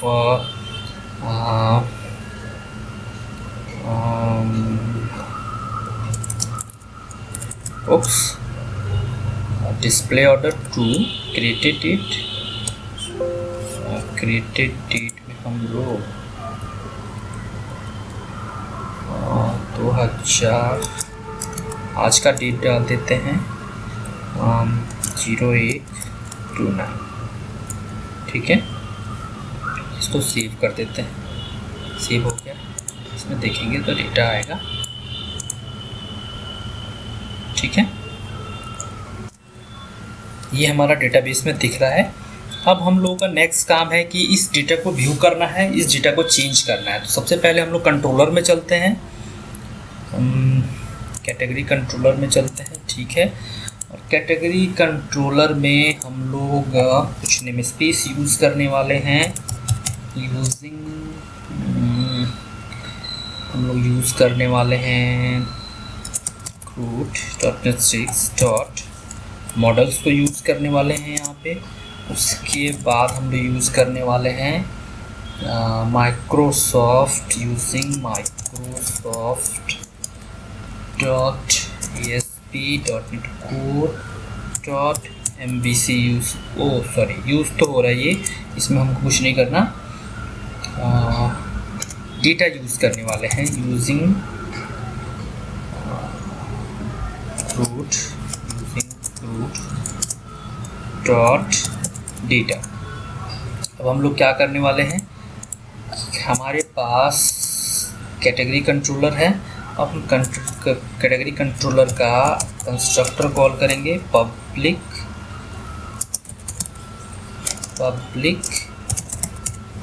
category controller. इस कंट्रोलर में हम लोग क्या करेंगे, इंजेक्ट करेंगे एप्लीकेशन DB कॉन्टेक्स्ट को एज DB। ठीक है, एप्लीकेशन DB कॉन्टेक्स्ट को यूज़ करेंगे एज DB। ठीक है, एप्लीकेशन DB कॉन्टेक्स्ट को हम लोग यूज़ करेंगे। उसके पहले हम लोगों को एक वेरिएबल ले लेते हैं, प्राइवेट रीड ओनली वेरिएबल लेते हैं, एप्लीकेशन DB कॉन्टेक्स्ट। ठीक है, देन $DB में हम DB को इनिशियलाइज कर देंगे। ठीक है, अब रिटर्न व्यू है, ये रिटर्न व्यू है। तो हम अभी क्या करते हैं, यहाँ पे डेटा को लेके आते हैं। एंटिटी फ्रेमवर्क में SQL क्वेरी नहीं लिखा जाता है, यहीं से हम लोग डायरेक्ट एक्सेस कर लेते हैं उसके कमांड से। तो हम यूज़ करते हैं INumerable यूज़ कर लेते हैं यहाँ पे।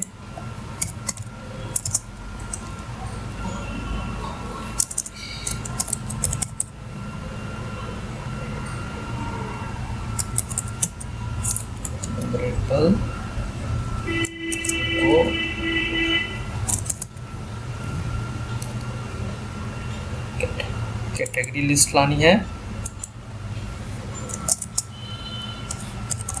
यूपी से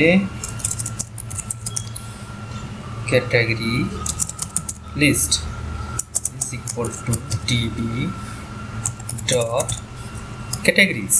तो db डॉट कैटेगरीज जो डेटाबेस में कैटेगरी टेबल में वो सारा डेटा यहाँ आ जाए, एन्यूमरेबल आ गया। अब इसको हम लोग रिटर्न व्यू में यही पास कर देंगे यहाँ पे। तो जब व्यू में जा रहे हैं तो यहाँ से हम इस डेटा को लेके जा रहे हैं। ठीक है, हमने नेम स्पेस जेनरिक भी नेम स्पेस यूज़ कर लिया एन्यूमरेबल के लिए। अब हमने ये लिख दिया। अब हम लोग को डिज़ाइन करना है index.html। अब यहाँ पे हम लोग चलते हैं और यहाँ पे हम लोग चेंज करते हैं। हम टेबल ले लेते हैं, tr ले लेते हैं, इस tr में tt ले लेते हैं। इस tt में हम लोग ले लेते हैं कैटेगरी नेम। हम एक और tt ले लेते हैं डिस्प्ले ऑर्डर। हम इसका ना विथ बहुत मिनिमम रख रहे हैं, विथ इक्वल टू सिंपल सा है, आप लोग अपने हिसाब से डिज़ाइन कर सकते हैं। टू 100 स्टाइल दे देते हैं, एक्चुअली लाइन यूज़ करते हैं, स्टाइल विथ 100 पीस। ठीक है,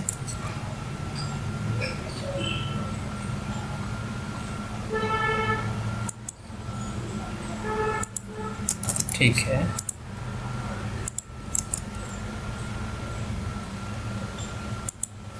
इसको 500 कर देते हैं और यहाँ पे भी हम दे देते हैं 200 लोकेट कर देते हैं 200 देन 200। ठीक है, पोजीशन बंद।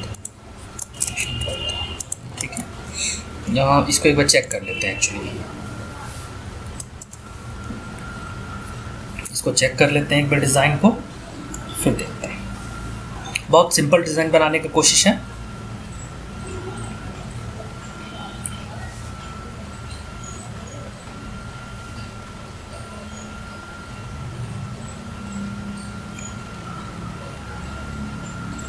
कैटेगरी में आते हैं,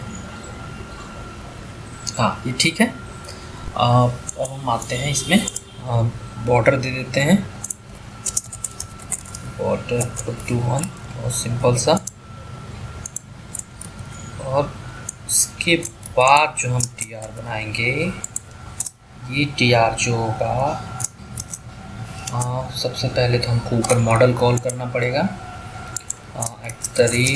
@model। ठीक है,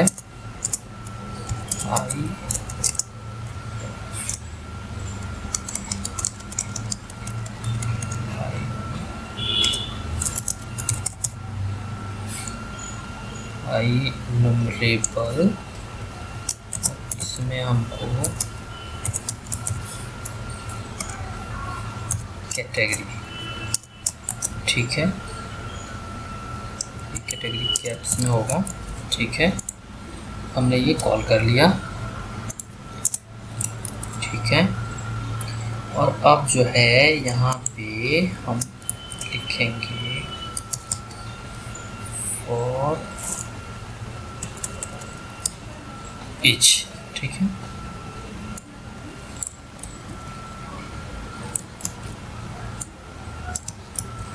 ठीक है, और यहाँ होगा pj इन मॉडल। ठीक है, और ये हमारा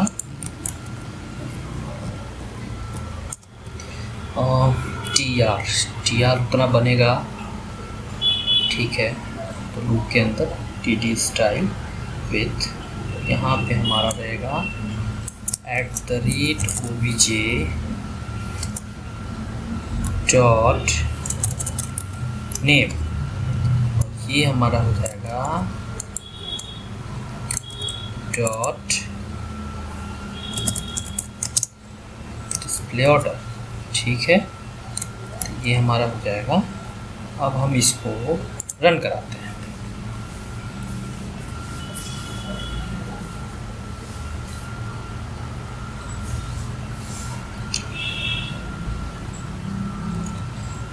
लेट्स सी क्या होता है। कैटेगरी में चलते हैं।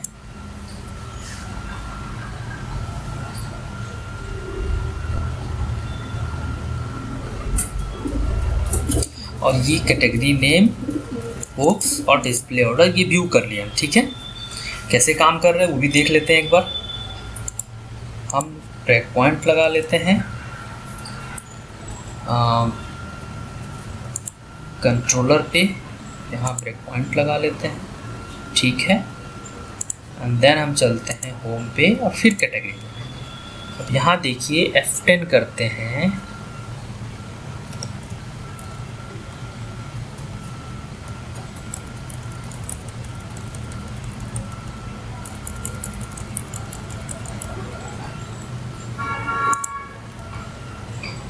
F10 करते हैं तो DB कैटेगरीज में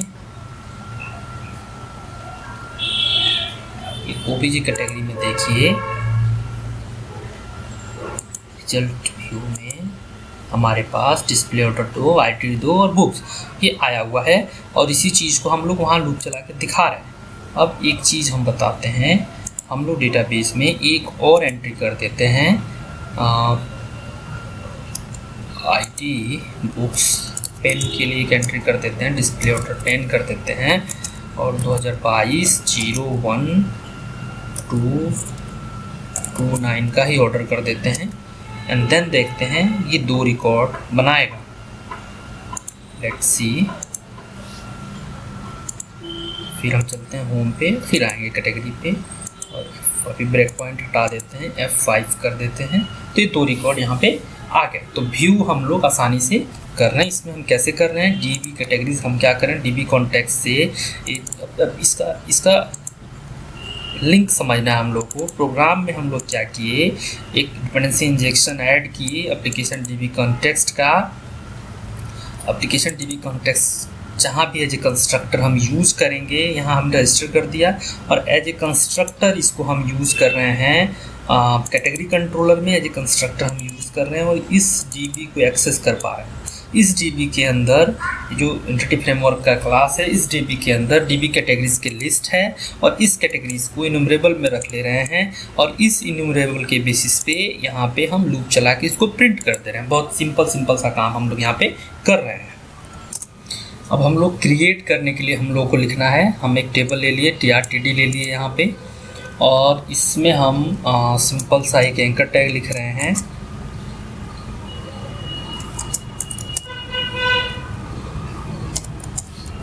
ESP कंट्रोलर हमारा हो जाएगा कैटेगरी हो जाएगा और हमारा एक्शन हो जाएगा ESP टैग हेल्पर, थोड़ा आसान होता है लिखना। ESP एक्शन हो जाएगा हमारा क्रिएट, ठीक है। और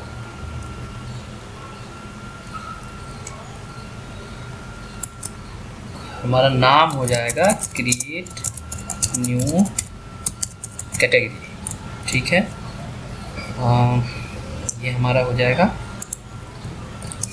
क्रिएट, हमने दे दिया यहाँ पे। और हम लोग चलते हैं कैटेगरी कंट्रोलर में। ये हम लोगों का जो कैटेगरी था ये था, व्यू कर रहे थे डेटा को, इसी को कॉपी करते हैं और इसको हम लोग करते हैं क्रिएट, ठीक है। इसकी ज़रूरत हमें नहीं है, ठीक है। रिटर्न व्यू रहेगा, ठीक है। क्रिएट हमारा हो गया और ये उधर से ऑब्जेक्ट हमको लेके आएगा। अभी क्या करते हैं, सिंपल से पहले व्यू क्रिएट कर लेते हैं,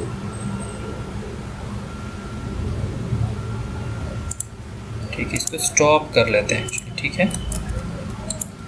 ऐड व्यू कर लेते हैं, एक व्यू क्रिएट कर लेते हैं, क्रिएट व्यू, ठीक है। बाय डिफ़ॉल्ट व्यू जो होगा वही होगा हमारा। थोड़ा सा टाइम लगता है इसके फोल्डिंग में।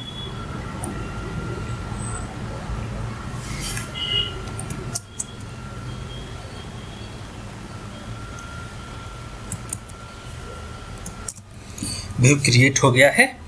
हम लोग रेजर व्यू इसलिए क्रिएट करते हैं कि इंटेलिजेंस आता है, जैसे कि यहाँ पे आ रहा था इंटेलिजेंस इन द सेंस कि ये जो इंटेलिजेंस आता है, तो रेजर व्यू का ये बेनिफिट है कि इंटेलिजेंस आता है, इसीलिए हम लोग रेजर व्यू क्रिएट करते हैं।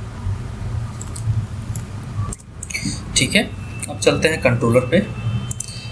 ये हमारा क्रिएट मेथड है, इसमें हम लोगों का आएगा कैटेगरी और ओबीजे। ठीक है, इसके बाद हम लोग का ये पोस्ट मेथड है। ठीक है, हम लोगों का ये HTTP पोस्ट वर्ब यहाँ पे यूज होना है। ठीक है, उधर से डेटा आएगा और फिर हम लोगों का ये वैलिडेशंस भी रहेगा। तो यहाँ पे हम लोग यूज़ करेंगे वैलिडेट एंटी फॉरगेरी टोकन। ठीक है, बताएंगे कैसे क्यों यूज़ करना होता है। ठीक है, अब हम लोग चलते हैं क्रिएट के व्यू पे। अब इस पे सबसे पहले हम लोगों को मॉडल कैटेगरी मॉडल हम लोगों को यूज़ करना है। कैटेगरी मॉडल हम लोगों को यूज़ करना है। उसके बाद हम लोगों का इसको ज़रूरत नहीं है, इसको हटा देते हैं। ठीक है, ठीक है, हमारा ये हो जाएगा नेम। और फिर हम लोग दूसरे TD में हम लोग ले लेते हैं, इसमें हम लोग लेजर यूज़ करते हैं टैग हेल्पर। लाइक हम लोग यूज़ करेंगे label ESP to be name। ठीक है, to be name,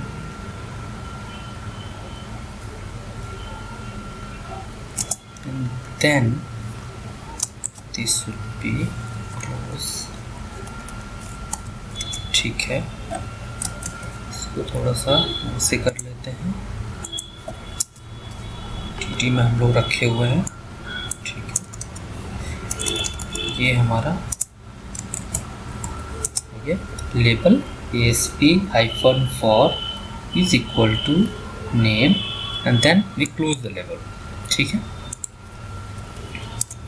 उसके बाद हम एक और TD बनाते हैं इस नेम के डिटेल के लिए। ठीक है, यहाँ पे हम इनपुट फील्ड ले लेते हैं। Input ESP-for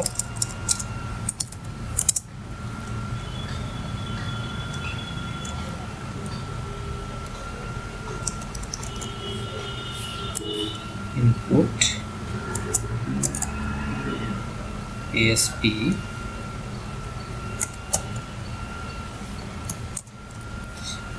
for name। ठीक है, इसके बाद इसमें क्लास हम लोगों का हो जाएगा फॉर्म कंट्रोल। ठीक है, इसको हम लोग क्लोज कर देंगे। ठीक है, then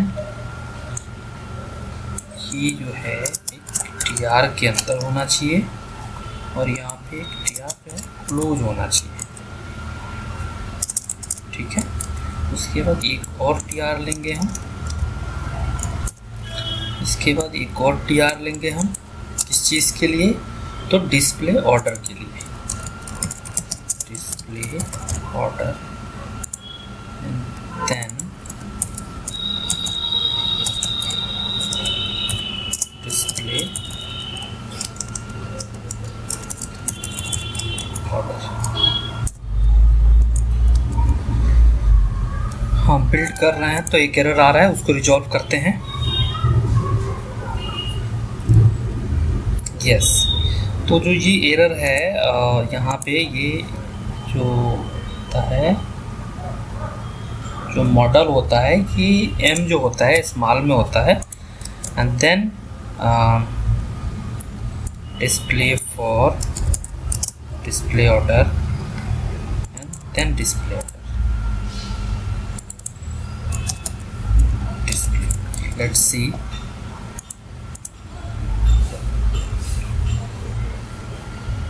Now build succeed and run कराते हैं एक बार, देखते हैं व्यू कैसे बना है। आप डिप ले सकते हैं, आप कुछ भी ले सकते हैं। हम लोग टेबल TRTD लिए हुए हैं हम। आप अपने कन्वीनियंट से कुछ भी ले सकते हैं। कैटेगरी में चलते हैं। ये हमारा व्यू का है, क्रिएट न्यू कैटेगरी करते हैं। ओह, लेट मी चेक, ये पोस्ट है। गेट के लिए भी एक हम लोग क्रिएट कर लिए, क्रिएट गेट, ठीक है। और उसके बाद यहाँ पे हमको सेव बटन भी चाहिए होगा, JRTT, और इसमें हम लोग सेव के लिए सिंपल बटन यूज़ करेंगे। Button type equal to submit हो जाएगा, और सिंपल सा, बस बहुत शॉर्टर रखते हैं, काफ़ी लंबा व्यू जा रहा है, ठीक है। बटन सबमिट, एंड देन एक हम लोग रख सकते हैं बैक टू लिस्ट का समथिंग रख सकते। बैक टू लिस्ट का हम यहाँ से लेते आ रहे हैं, ये ले लेते हैं, ठीक है। यहाँ पे एक सेव कर लेते हैं, और ये हमारा हो जाएगा कैटेगरी, ये हमारा हो जाएगा इंडेक्स, आई कैप्स होता है इसका, एंड बैक टू लिस्ट हो जाएगा, ये हमारा बैक टू लिस्ट हो जाएगा, ठीक है। बिल्ड कर रन करा लेते हैं इसको।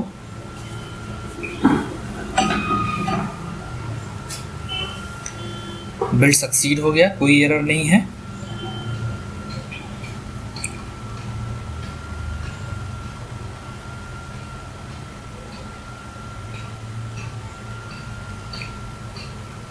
कोई एरर नहीं था। कैटेगरी में आते हैं, ठीक है। ये कैटेगरी की लिस्ट है, और क्रिएट न्यू कैटेगरी पे क्रिएट करेंगे तो ये हमारा आ गया नेम और ऑर्डर, ठीक है। और ये हमारा क्रिएट जो पोस्ट मेथड है, ठीक है। अब हम चलते हैं नेक्स्ट स्टेप, हम कंट्रोलर में जो कुछ काम करना है कंट्रोलर में करेंगे। इस कंट्रोलर में हमको काम करना है। यहाँ पे क्रिएट वाले में सबसे पहले हमको चेक करना होगा, मॉडल का स्टेट होता है वो चेक करेंगे। मॉडल स्टेट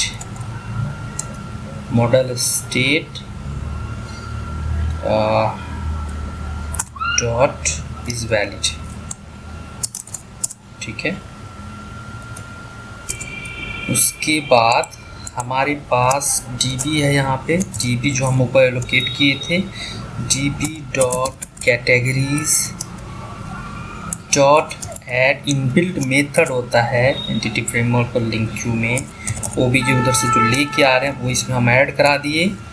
उसके बाद सेव चेंजेस जो कराना होता है वो मैंडेटरी होता है, नहीं कराएंगे तो जो भी डेटा आप सेव करा रहे हैं वो सेव नहीं होगा। सेव चेंजेस, ठीक है। और उसके बाद रिटर्न रिडायरेक्ट टू एक्शन, और हमको रिटर्न कर देना है इंडेक्स पे, राइट। एंड देन अगर वैलिड नहीं है तो रिटर्न व्यू OBJ, ठीक है। ठीक है, इसको रन करा लेते हैं। इसको रन करा लेते हैं एक बार।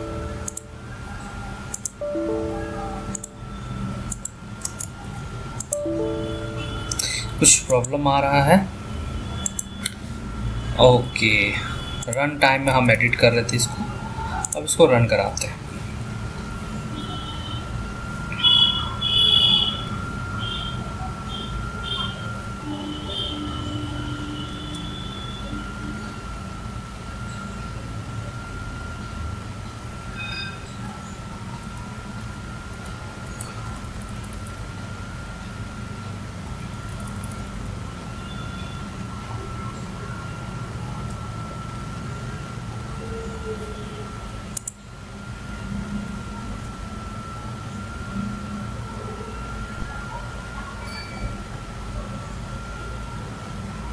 क्रिएट न्यू, हम इसमें पहले क्रिएट पे क्लिक करते हैं, देखते हैं डेटाबेस में कुछ हुआ कि नहीं हुआ। कुछ नहीं हुआ। इसमें कोई वैल्यू लेके जाते हैं like mobile and then enter 10 and then we create करते हैं, देखते हैं ये एंटर हो गया सेव विद मोबाइल और 10। तो फर्स्ट टाइम में जब हम गए थे तो एक तो यहाँ कुछ मैसेज नहीं आ रहा है, और उसके बाद जब हम सेव कर रहे हैं तब तो आ रहा है। तो इसके लिए हम लोग कैसे करेंगे वो देखते हैं। वैलिडेशन हमको यूज़ करना पड़ेगा, उसके लिए हम चलते हैं उसी व्यू पे। ये हमारा है, यहीं पे हम स्पैन ऐड कर देंगे, स्पैन SP वैलिडेशन फॉर, और ये हमारा हो जाएगा नेम, ठीक है। Then class equal to text danger होगा, ठीक है, ये ठीक है। और सेम चीज़ हम यहाँ पे भी ऐड कर देंगे, ठीक है।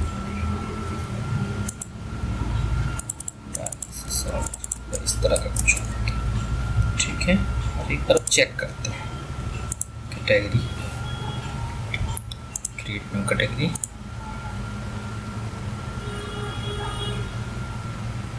मुझे बिल्ड करना पड़ेगा, just give me a moment. Oh shit, मुझे बिल्ड करना पड़ेगा एक बार।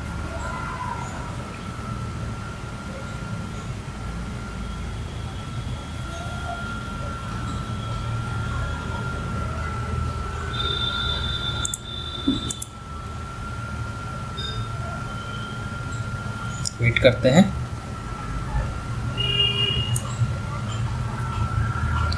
कैटेगरी,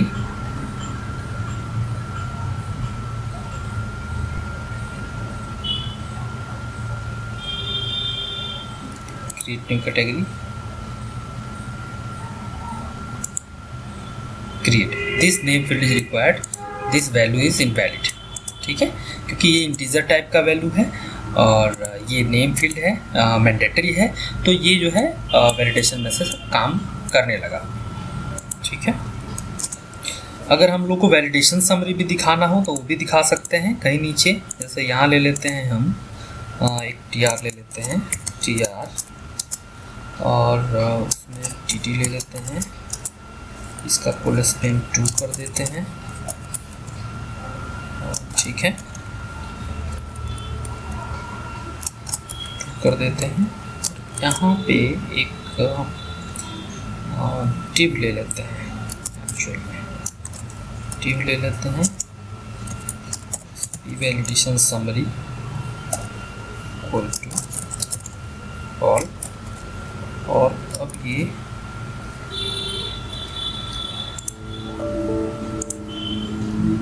काम करना चाहिए। ये कुछ प्रॉब्लम है, इसको मैं देखूंगा बाद में। ये जो लेबल टू स्टॉप डेबिंग आ रहा है, नॉट सपोर्टेड और नॉन एरर, ये कुछ होगा टूल का। मैं चेंज एक्चुअली कर दे रहा हूँ।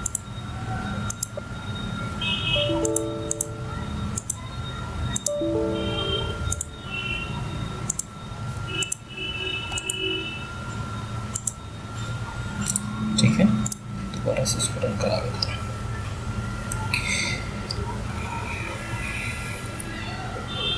इसको दोबारा से एक बार रन करा लेंगे।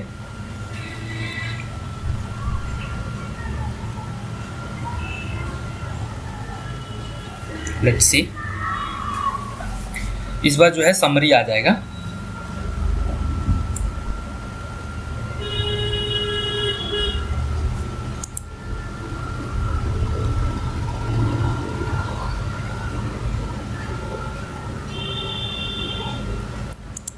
ठीक है, ये देखिए नीचे आ रहा है this name field is required. Summary भी आ गया, यहाँ भी दिखा सकते हैं, समरी भी दिखा सकते हैं। और बाकी डिज़ाइन और स्टाइल जो है ये आप अपने हिसाब से इसको देख सकते हैं कि कैसे सेट करना है। अब हम लोगों को एडिट फंक्शनैलिटी पे काम करना है। हमने व्यू और सेव की फंक्शनैलिटी पे काम कर लिया, अब हम लोग एडिट की फंक्शनैलिटी पे काम करेंगे। चलते हैं कंट्रोलर में। कंट्रोलर में ही ये था एक हम लोगों को एडिट की फंक्शनलिटी, ठीक है, पब्लिक iAction रिजल्ट एडिट, ठीक है, और इसमें ये यही चीज़ आ जाएगा इसमें, ठीक है। नहीं, आईडी पास होगी उधर से, पहले तो फेच करना पड़ेगा हम लोगों को, int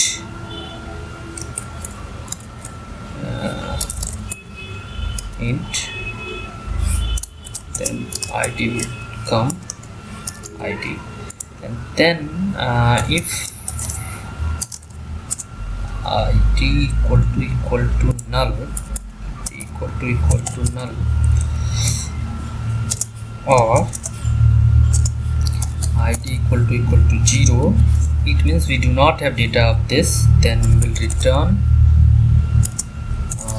not found method, but we don't have data like this. And what is this, why this error, I category is it not all both are fine, not an issue. उसके बाद we'll check where category from tb equal to tb dot categories dot find, and then we will pass the exact id which is coming from front end. Then we will add one more if conditions, and here we will write like category from db equal to null, then we will return not found again, and then else return view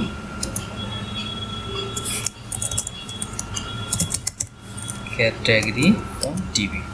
And let me explain what we are doing. On the click of edit we will become and id equal to null and id equal to, if you will get id null और 0 हमको मिलेगा तो not find return करा देंगे, और अगर id कुछ आता है तो सर्च करेंगे कैटेगरीज के लिस्ट में जो हमारे पास ऑलरेडी है, और अगर मिलता है तो यहाँ आ जाएगा, नहीं मिलता है तो रिटर्न नॉट फाउंड हो जाएगा।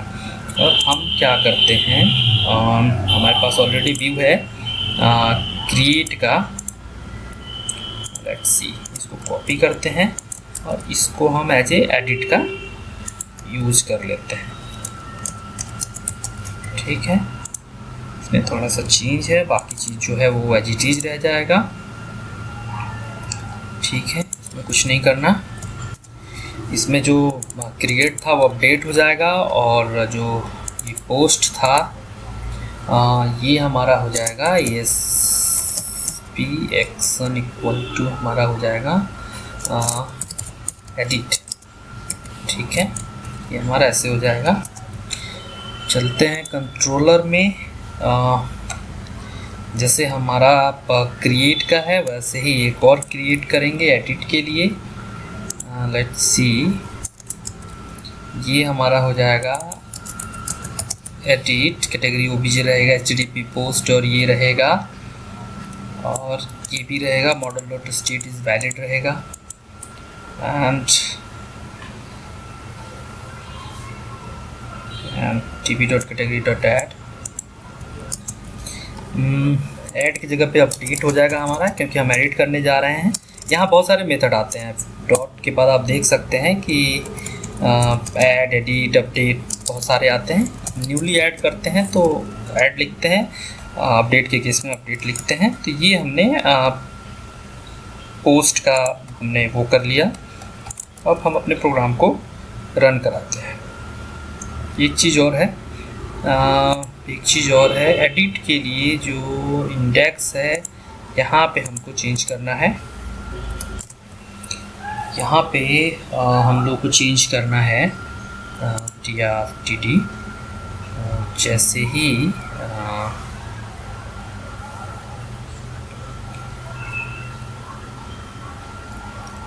एक और td इसमें ऐड हो जाएगा, leave it blank, and एक टीडी जो ये ऐड होगा, इसमें जो है हमारा बटन होगा एडिट का। इसमें हम ले लेते हैं ये एक एंकर टैग ले लेते हैं, ये SP कंट्रोलर मेरा हो जाएगा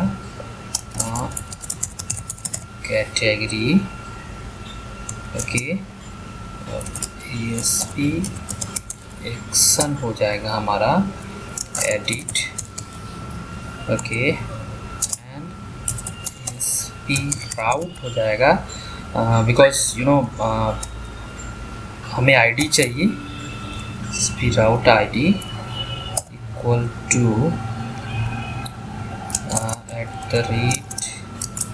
@obj dot ID, ओके,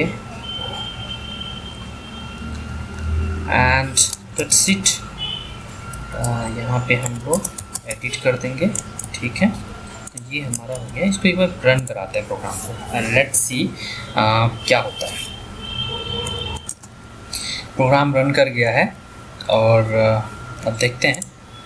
ये लिस्ट है, एक नया ऐड करते हैं, नया में ऐड करते हैं new, and then this will be 0, then create, then new आ गया। अब इस पर फिर एडिट पे क्लिक करते हैं, ये यहाँ पॉपुलेट हो गया, 0 1 0 कर देते हैं और न्यू को अपडेट कर देते हैं, ठीक है, update, then new hyphen update और ये 10। तो save update and delete, sorry, save update and view, 3 चीज़ हम लोगों ने इसमें देख लिया है, ये 3 फंक्शनलिटी। इसमें अब क्रूट जो था, क्रूट में जो एक लास्ट ऑप्शन है डिलीट है वो बचता है, तो उस पर भी काम करते हैं। लेट्स सी, कंट्रोलर में जाते हैं और कंट्रोलर में जाते हैं और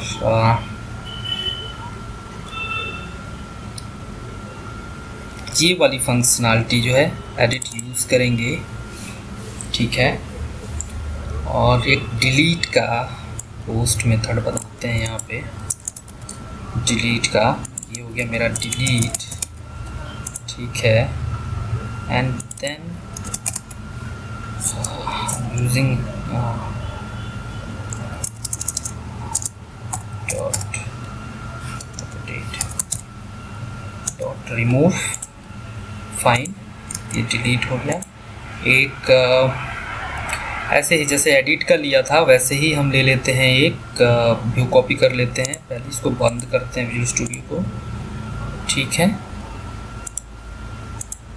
एंड कॉपी कर लेते हैं इसको यहाँ पे, ये हो गया हमारा यहाँ पे डिलीट, ठीक है, एंड इंडेक्स जो है एडिट का है, ऐसे हम एक कर लेते हैं डिलीट का, डिलीट, ये हमारा हो जाएगा डिलीट, ठीक है, एंड देन ये डिलीट का व्यू है हमारा, सॉरी एडिट है,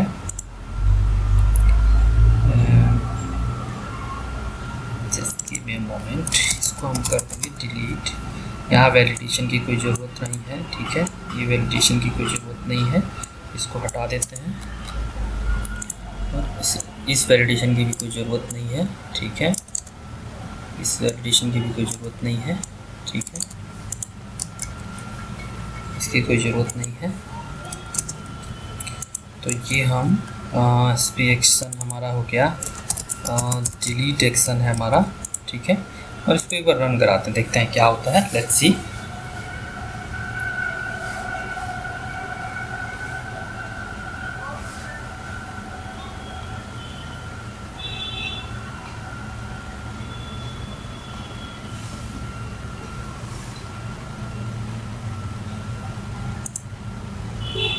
कैटेगरी में चलते हैं,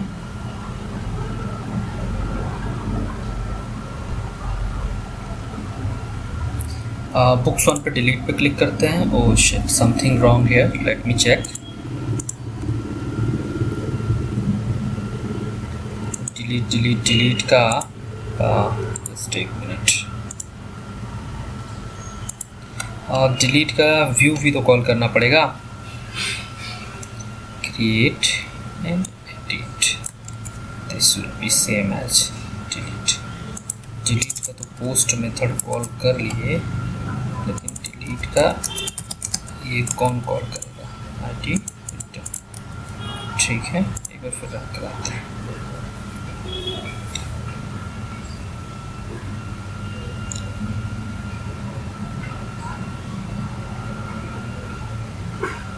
लेट्स सी,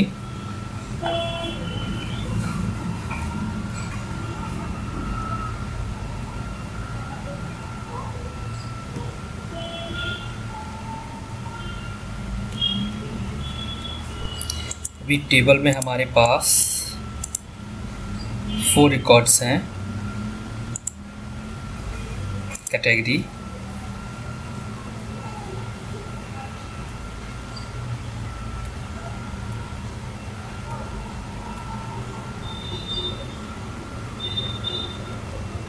नाउ डिलीट पे क्लिक करते हैं। ये बुक्स 1 और 2 आया, ये नाम जो है डिलीट होना चाहिए एक्चुअली, डिलीट, ठीक है। वो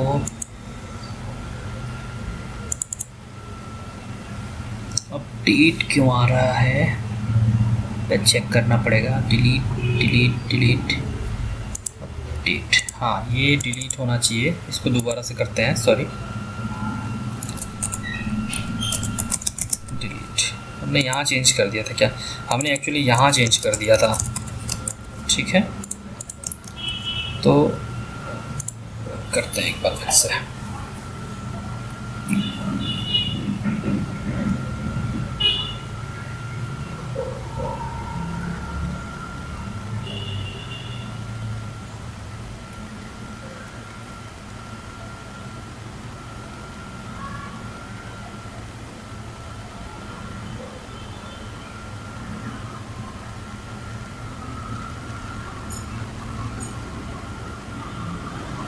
ठीक है, कैटेगरी में चलते हैं।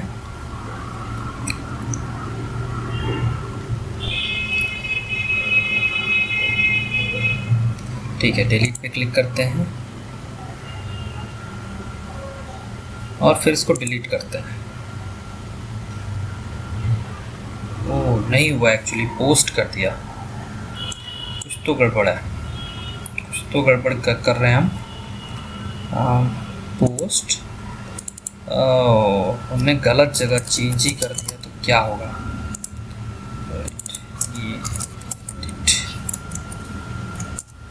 ठीक है, तो इसको हमने ठीक कर दिया, बिल्ड हो गया है प्रोग्राम।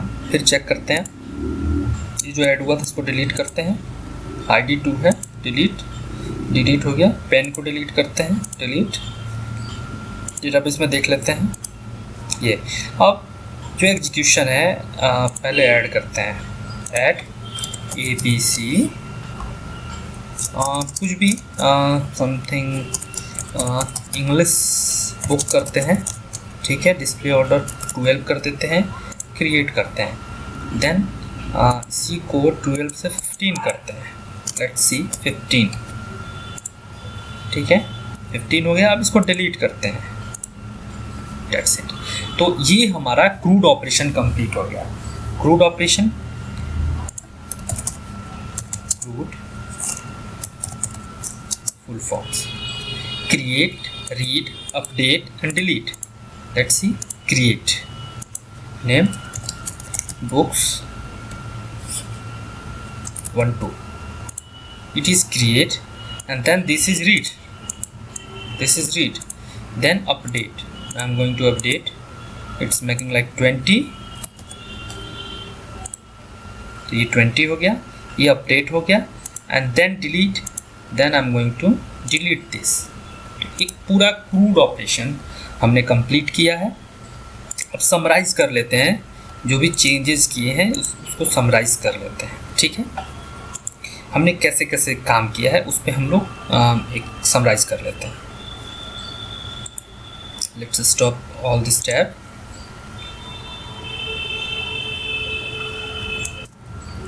ओके, नाउ सॉल्यूशन, ये हमारा सॉल्यूशन है।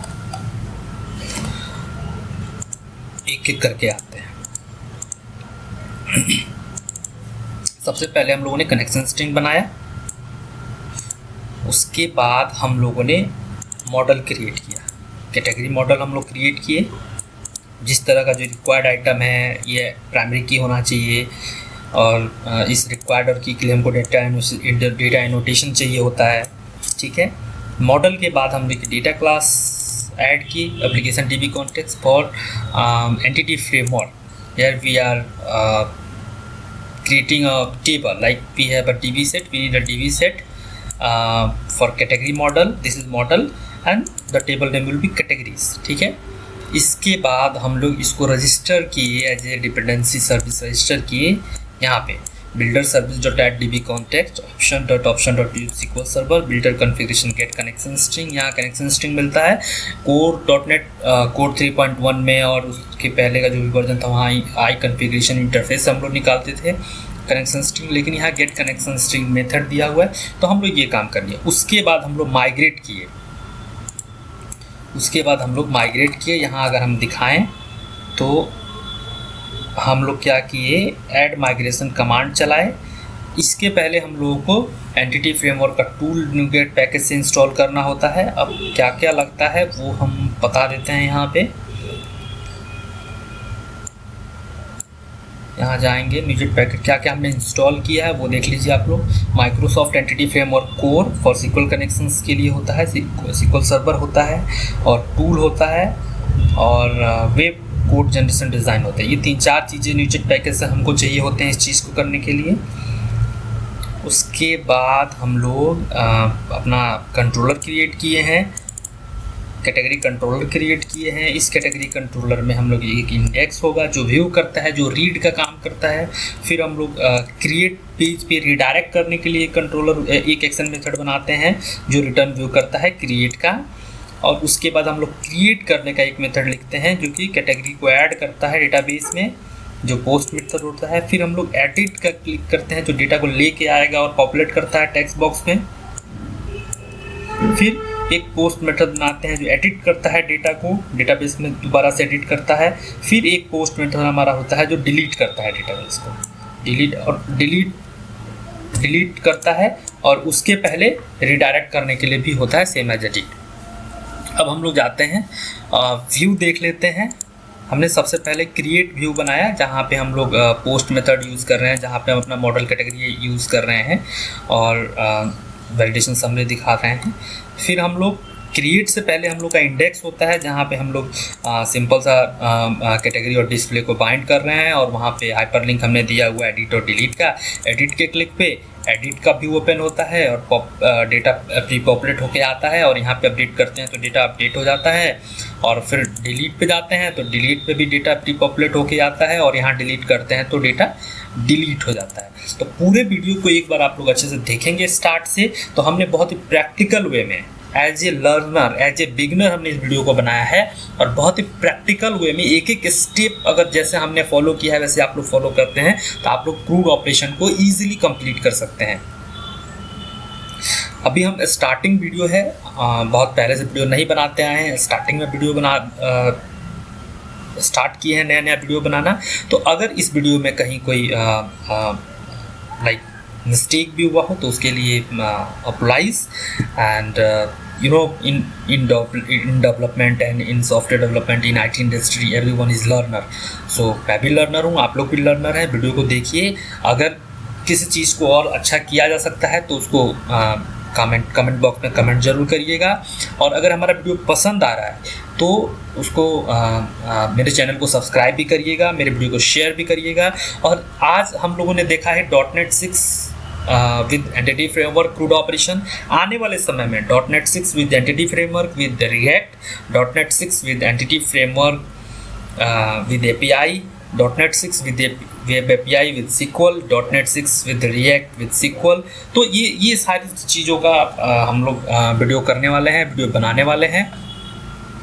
डिपेंडेंसी इंजेक्शन पे एक अलग से ही एक स्पेसिफिक वीडियो बनेगा जिसमें हम लोग बात करेंगे डिपेंडेंसी इंजेक्शन का और क्या क्या यूज़ है। देखिए सिंपल सा है, एक बहुत रियल एग्जांपल हम बताते हैं कि हमने इस क्लास को यहाँ रजिस्टर कर दिया, और कंट्रोलर में इस क्लास को जब हम जहाँ यूज़ कर रहे हैं लाइक DB कॉन्टेक्स्ट, तो हमको ऑब्जेक्ट बनाने की नहीं जरूरत पड़ी, हमने बस कंस्ट्रक्टर पास किया है और उसके डेटा को हम एक्सेस कर रहे हैं। तो सबसे बड़ा फ़ायदा यहाँ पे डिपेंडेंसी इंजेक्शन का ये है, और इसके लिए कोई थर्ड पार्टी टूल भी नहीं यूज़ कर रहे हैं। तो वीडियो को एक बार पूरा देखिए, और मैं उम्मीद करता हूँ कि एक बार वीडियो देखने के बाद आप लोग complete .NET core crude operation easily सीख जाएंगे। तो इस वीडियो में इतना ही। मेरे चैनल को सब्सक्राइब जरूर करना है, और आज जो हम लोगों ने टॉपिक कवर किया है वो एक बार उस पर देख लेते हैं कि हम लोगों ने क्या क्या टॉपिक कवर किया है।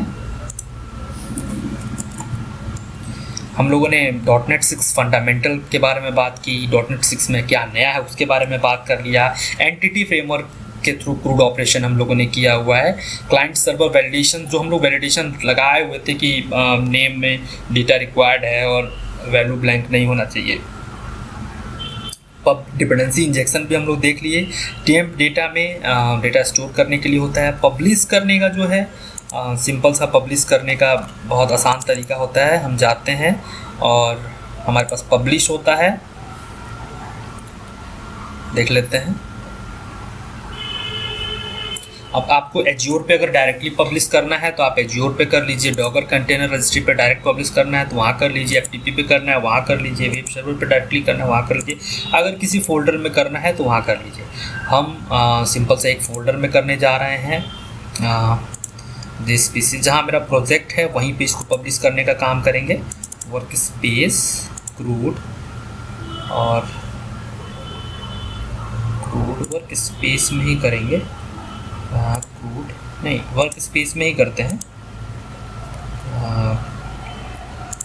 एक बार और चलते हैं, this PC D work space create new folder crude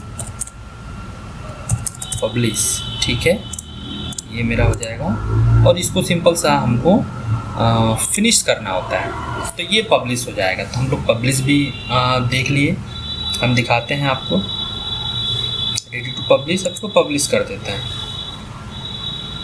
बहुत छोटा सा एप्लीकेशन है, बहुत जल्दी हो जाना चाहिए।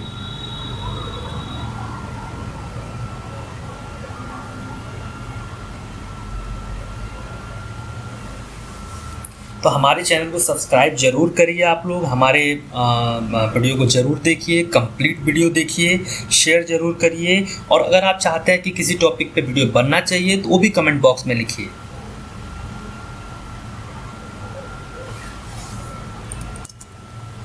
पब्लिश स्टार्टेड हो गया।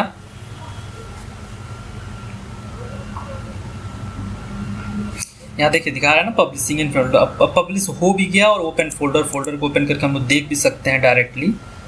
देख लेते हैं, ये पब्लिश प्रोजेक्ट बना है, देखिए वर्क स्पेस में, इसमें हमने पब्लिश किया था। तो ये पब्लिश प्रोजेक्ट है, इसको हम लोग कहीं डिप्लॉय कर सकते हैं एज पर आवर कन्वीनियंट। आप IIS में डिप्लॉय कर सकते हैं, और आने वाले वीडियो में हम लोग पब्लिश करेंगे और उसको डिप्लॉय करके देखेंगे भी कैसे प्रोग्राम चलता है। इसमें देखिए WW रूट में हम लोग का जो भी लाइब्रेरीज होता है वो होता है, ठीक है। तो आने वाले समय में हम लोग इस पे भी काम करेंगे कि हम लोग का कैसे बाकी चीज़ डिप्लॉय कैसे करते हैं IIS पे, और कैसे प्रोजेक्ट को डिप्लॉय करने के बाद रन कराते हैं। तो इस पे भी हम लोग एक वीडियो कवर करेंगे।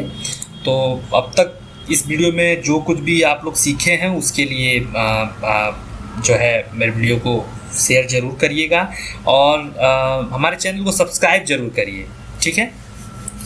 जो हमारा और टॉपिक देख लेते हैं एक बार, हम लोग और क्या क्या देख रहे थे। Just give me a moment. तो हम लोगों ने डिप्लॉय भी देख लिया, पब्लिश भी देख लिया, डिपेंडेंसी इंजेक्शन, ये सारे टॉपिक हम लोगों ने देख लिए हैं, ठीक है। देन वीडियो को यहीं बाइंड अप करते हैं, ठीक। Thank you very much, thank you so much.